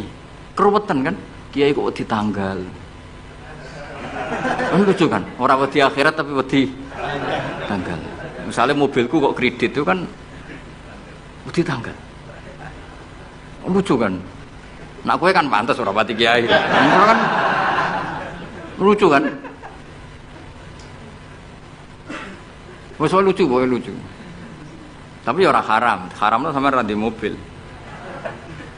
Tapi nak iso nak kiai terutama wong alim ya. Nak kiai rapati alim ra apa-apa. Nak sing alim-alim kan iman. Karena beda ya fungsinya ulama sama kiai. Kiai itu orang soleh yang harus kita hormati. Seorang kiai itu orang soleh yang harus kita hormati. Tapi biasanya kan enggak pati totokan hukum. Nah ulama itu pusing tenan. Takokane wong aneh-aneh. Wis aneh. Pemene kadang ana wong dibojo nganti loro, sing lanang ku loro. Ini perkara ini gitu. Mengkonfirmasi pertama kata suaminya menceraikan, akhirnya sing wedok wani rabi. Waline wani ngrabekno. Jebule klaim bojo pertama tidak mencerai. Akhirnya kan dibojo loro. Lalu iddahnya itu iddah dari siapa? Itu zaman Sayyidina Ali, wis ana pertanyaan seperti itu. duka Sayyidina Ali. Sayyidina Umar zaman Sugeng ya sono pertanyaan seperti itu. Karena kita bisa apa coba? Kita di kehidupan masyarakat tuh bisa apa? Artinya bisa apa? Rondo tadi wis dirabi wong. Ada informasi menceraikan. Lah anak rondo ayu sing Izaud Sani itu kok kan orang mengkonfirmasi banyak-banyak wis kebelet rabi. Lebih itu anak setengah rayu, mungkin wong sempat ngecek tenan ta ora. Tapi nek wayu kan ono kabar rabi kan apa kabar ceraikan kan wis cepet kan. Itu aja bayangno. Masyarakat tuh gak santri. Siapa cepat dapat. Kita bisa berbuat apa coba? Wis kadung terjadi coba. Itu zaman Sayyidina Ali ya ada pertanyaan seperti itu. Bisa apa coba? Sayyidina Umar ya ada pertanyaan seperti itu. Makanya terus kita ini mikir ya, mikir masalah otoritas tolak. Siapa? Tentu Zaud. Tapi alhamdulillah di fikih-fikih kita, saya termasuk orang yang paling gigih mengkaji fikih fashun nikah. Di fikih kita itu memang perempuan tidak punya hak tolak, tapi punya hak tanging mangkel iku anake didakok meja. Pakani kitab. Jadi orang rafa mau ngamuk ngono tok. Saya punya teman hafal Quran, tiap deres itu pertama gak apa-apa, bareng suwe-suwe. Apa nak deres terus warak. Saking ekstrimnya perlawanan istri. Tapi ngono lah ya ora rafa. Ya tetep dhe anak, ya tetep lucune wong wedok kan ngono. Ngamuk lah ya tetep ae dhe anak. Jadi dunia ini penuh keajaiban. Jadi kalau di tonggo tukaran terus, tapi anaknya ya tetep kakak. Neng kene ya padha. Alhamdulillah bagus. Jadi tukarane ya terus, gawe anak ya. Ngono nganti tuwek ya ora pegatan. Ngerti-ngerti anake 8. Judes kabeh, mergo terlatih ngono omah. Mulane wong wis kudu yakin rahmate pangeran. Ora ana zat sebaik Allah. Wong tukaran entuk rahmat. Lho rino tukaran bengi entuk jatah.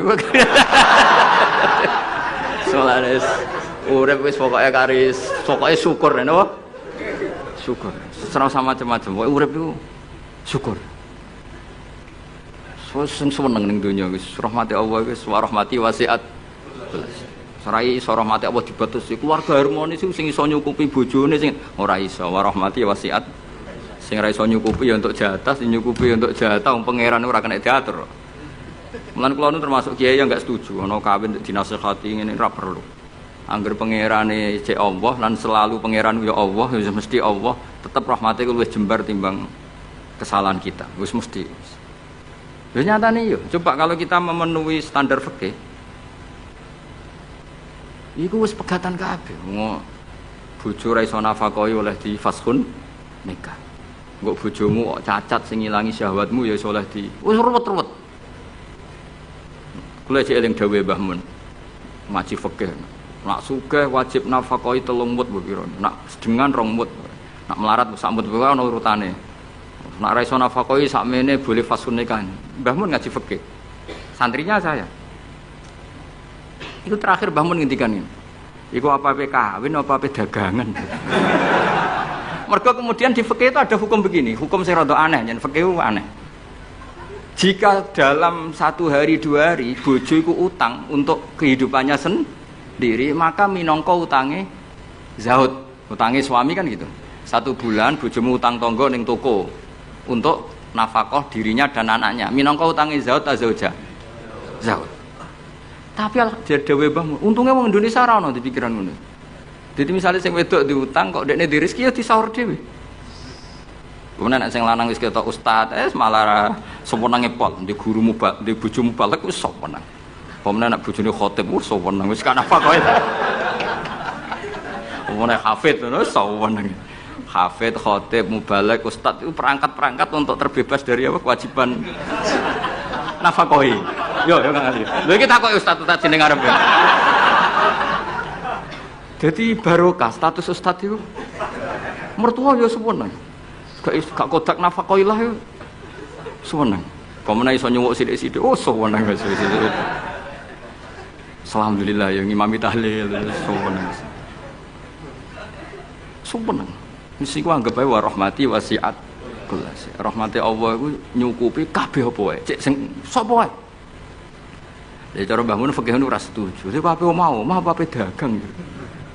Jadi oleh bojomu nyatet dalam seminggu ini punya utang 300.000. Terus Ustaz teko khutbah, utangem. Tapi itu enggak terjadi. Sing wedok malah kerja dhewe, sing kiai ini dimotivasi. Pak kok kiai untuk langsung kerja aku, Pak. Wah, alhamdulillah. Alhamdulillah. Santrine akhir ketemu kancane, alhamdulillah barokah bojoku sing kerja aku mulang tok, alhamdulillah. Piye melanggar hukumnya pangeran, alhamdulillah. Ya aturane kan ar-rijalu qawwamuna 'alan nisa. Tapi piye ku sing mlaku? Mbok dhisik wali songo le ndonga mbok piye iso fikih Indonesia rubah kabeh.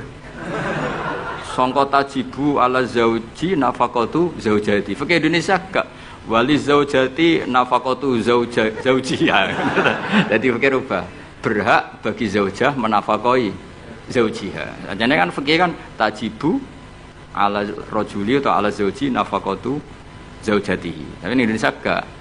Pokoke endi sing ngono dinggo. Wis tate ra apa-apa. Wis akhire. Ya mulane dawuh Mbah Mun, apa omah apa dagang gitu. Perkarane tadi nak istri itu utang, cara hukum minangka utange. Ya nak utang alpat tak tuntas. Maksudnya utang sing go harian, utange alpat Fortuner ya kakuati ya. Pemene kartu kredit wis.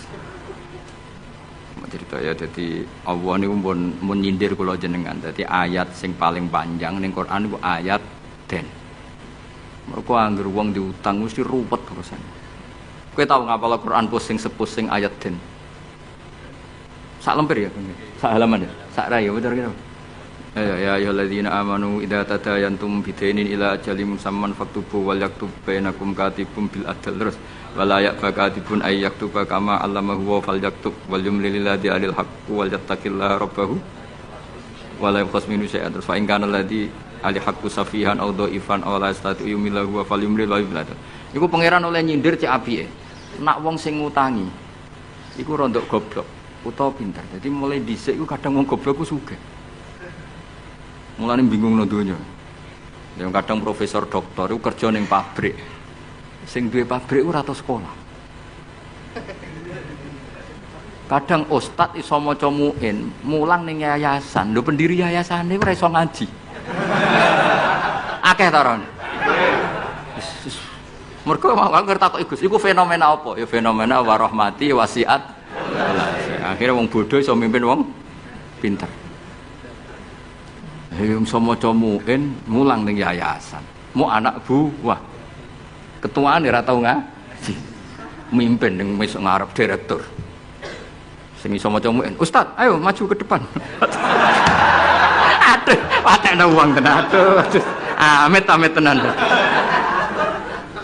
Peneliti ngono, doktor, profesor ning pabrik. Coba carikan obat yang bisa gini-gini. Carikan yang harganya murah tapi barangnya ada di Indonesia. Sing ngono iku ora tau sekolah sing ngarep. Profesor siap. Ini siap tok digaji. Wis pangeran wis donya wis iman wis pangeran wis kabeh kersane pangeran ikhlasno wae. Wis ngono kersane pangeran wis ora usah. Mane sampe wong alim dhisik ono duwe siir. Siire ku rodok kacau, tapi kok apal siire. Mergo yo mangkel, aku mek siire ku mangkel. Ya mangkel kan, karena si Eriku bully manusia, tapi ya gitu kan. Hadal ladzi hayyaral anama qatibatan hadal ladzi hayyaral anama qatibatan wa sayyaral alimaz zindiqa. Ngene awal gini. Kam akilin ayat madzhabu. Ada yang ditulis kam alimin, tapi kita baca yang kam akilin.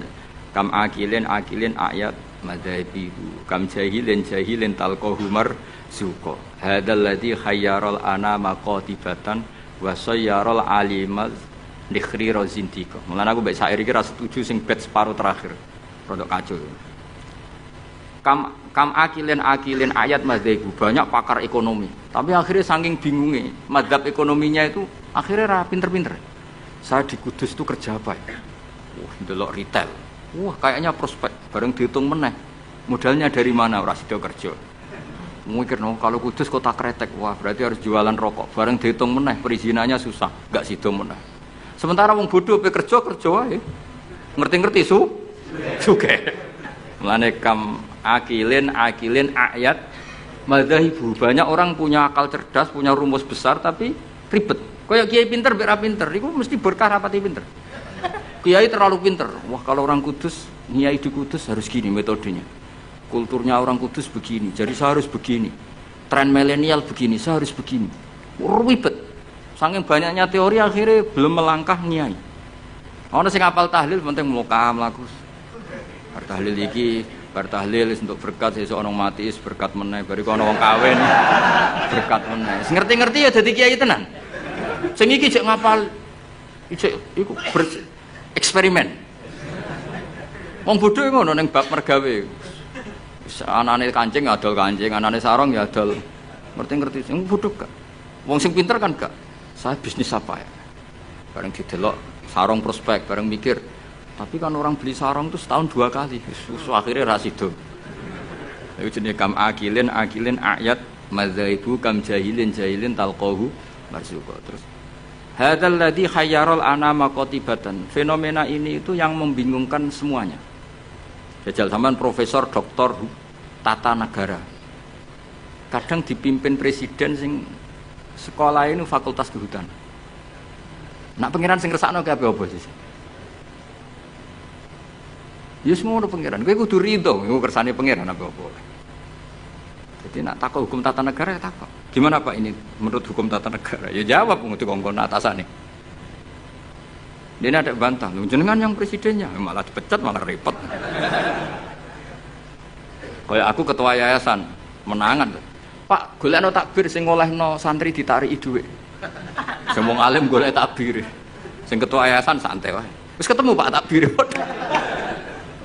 Nasib. Suku pangeran wis gak iso dilawan. Ayo jenenge hadzal ladzi hayyaral anama qatibatan. Ini yang membingungkan manusia. Banyak loh direktur ekonomi yang orangnya sekolahnya di insinyur, tapi kebalikannya yang nangani perhutanan kadang sing ahli itu yang dulu sekolahnya itu filsafat. Ora ono hubungannya. Nah, yang bed terakhir itu yang kamu harus gak percaya, itu bahaya kalau kamu percaya.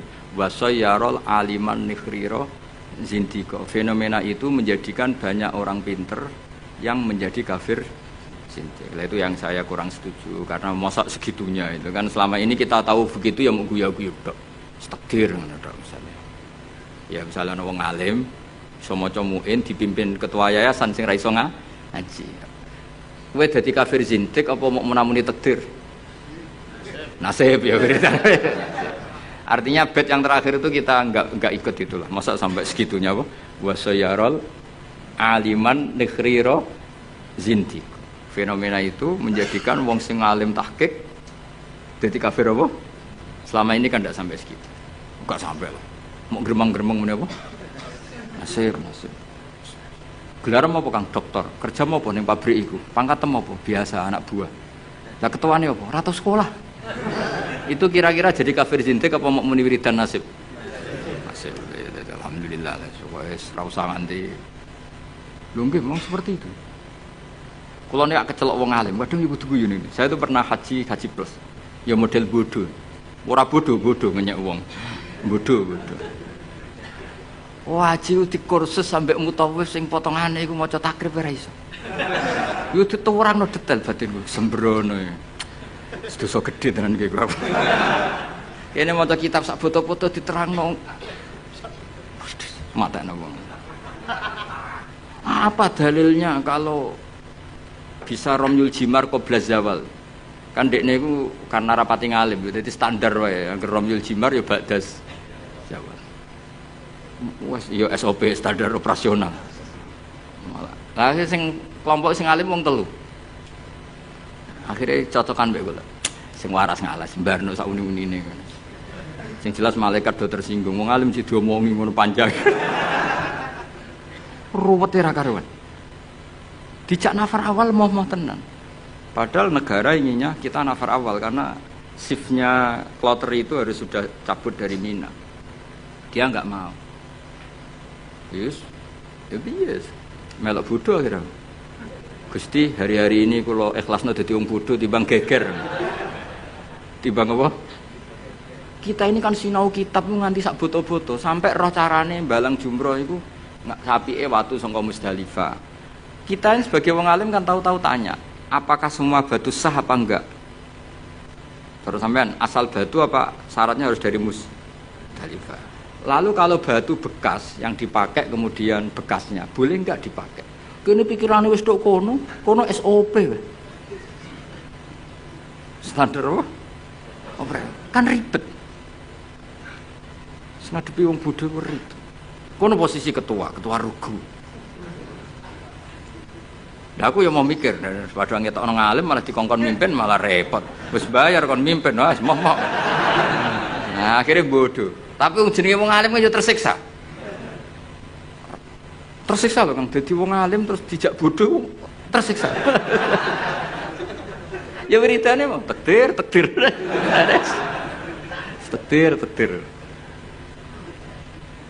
Tapi wong alim tetap harus ada karena orang alim ini yang punya sekian perangkat. Punya sekian perangkat. Lalu ada kitab karangan Sayyid Muhammad tentang Malik bin Anas. Imam Malik itu wong alim lugu.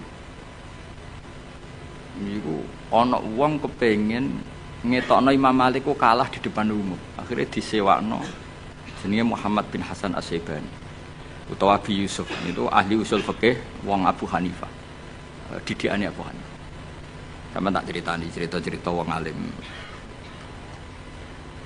Imam Malik itu wong lugu. Wong lugu iku wis pokoke nek ora penting gak kersa ngendikan. Lan Imam Malik ku keramat mergo lugu. Nek sampean lugu ora tak anggap bodoh, tak anggape niru Imam Malik. Abu Hanifah ku didik murid itu luar biasa. Nek ana cah cerdas dibiayai. Di pondokno. Kowe oleh boyong nek wis iso ngalahno aku. Dadi Abu Hanifah ora ana ulama ikhlas kok Abu Hanifah. Dekne ku bangga nek dikalahno murid. Iku dino debat. Nak murid terus ngalahno rong diboyong. Nek wis iso ngalahno dene diboyong sumeneng deh. Ora ana wong ikhlas kok Abu Hanifah. Jadi dekne ku wong paling ikhlas ning bab itu. Dilawan murid itu seneng. Mulane gredene betino debat. Ya tahu debat dengan Imam Malik. Imam Malik juga kuat tidak debat dengan Hanifah. Kuwaco cara berpikir Hanifah ku kuwaco. Lha kok ora kacau ya, sampe tak kei contoh. Misale iki tingkat, rungokno ya. Kowe ceblok iki kan wong akeh. Mesti nek ana wong ceblok itu kan kena salah satu. Ini misalnya ada orang jatuh dari atas, mesti kena salah satu enggak? Kena. Nak sing ceblok gendut, berbobot piro? Gendut kene piro? Satu seloro ya. Gak sak Hamdan iki seloro, Hamdani seloro. Hamdani ceblok ning tengah-tengah kang. Pertanyaannya, Hamdani itu wajib lengser ke pinggirnya apa harus tetap di situ? Cara sampean enggak jawab aja, latihan ngalim ya. Harus pindah ya tetap kena orang lain atau tetap di situ? Pindah tetap di situ. Kalau tetap di situ karena beban berat tubuh, beban berat dosa barang yang mari abot itu. Iku kan saiki ngene, orang nahan berat 2 menit sama 5 menit efek di kesehatannya parah mana? Parah 5 menit. Oke, ora tau dadi wong alim, ngono diwarahi ra. Lha itu ada di usul fikih, di lubul usul pertanyaannya. Ketika orang kena beban kamu 2 menit, kalau kamu tidak pindah kan menjadi 5 menit. Sebaiknya pindah apa enggak? Pindah. Ya, mau cari orang lah ya. Serempet sama amatir pindah kan? Kalau pindah pertanyaannya, ketika kamu ceblok, itu kan tidak ikhtiar kamu, sehingga kamu tidak kena dosa. Wong ngerti-ngerti ceblok. Tapi kalau ke pindah itu ikhtiar kamu. Sesuatu yang anugerah ceblok ora ikhtiar itu kan relatif dimaklumi Allah wong ora ikhtiar. Daripada kowe ikhtiar terus nginjek arif misalnya ngrihet. Apa itu? Artinya gini, nak sing mbok pindahi iku gak ikhlas. Kowe ya kena keteratapan dosa wong iku wis ikhtiar. Nah sing pertama kan gremeng ra gremeng wong takdir. Ayo, oke, milah pindah ta ora? Nak pertanyaannya seperti itu. Milah boten pindah. Lha iku debat. Abu Hanifah mbek Imam Malik. Sesuai ngamuk Imam Malik. Agama ora ngarah repot ngono. Ngono kok mbok bakas. Kok Bapak saking petri Abu Hanifah iku Kaya aku ngene lho, kaya aku mek sampean. Aku ya rodok Hanafi, rodok tapi ora. Timbang rodok Sarab atau rodok Hanafi. Kaya aku mulang Kiai Hamdani kan Kiai, Kang Ali kan Kiai. Apik mulang to ora? Cara aku apik ora pertama. Mergo perkarane wong kiai kok diulang kan terus kok manuk ketulup kan gak ngregani. Kiai salim keceluk kiai akeh sing nyucup terus mantuk-mantuk ning ngarepku kan camah. Camah harga diri to mosok. Terus dihormati wong jebule ning ngarepe Gus Bak terus kaya manuk ketulup. Kan wis akeh. Nah, di bab iku mulang ora pati apik mulang kiai mergo meruntuhkan harga diri, ya harkat dan martabat. Nek cara bahasa DPR marwah. Tapi nek ora diulang kiai-kiai latihan ini, kula mboten bakas kiai liya, kiai-kiai latihan ini. Kaya ngene ini kan latihan kabeh niku. Iku yo goblok tenan wong pancen. Wong pancen mondok, bener mondok. Ini santrine buyut-buyut kula kabeh niku. Ki milih ndi? Milih mulang to ora? Nak mulang dadekno kiai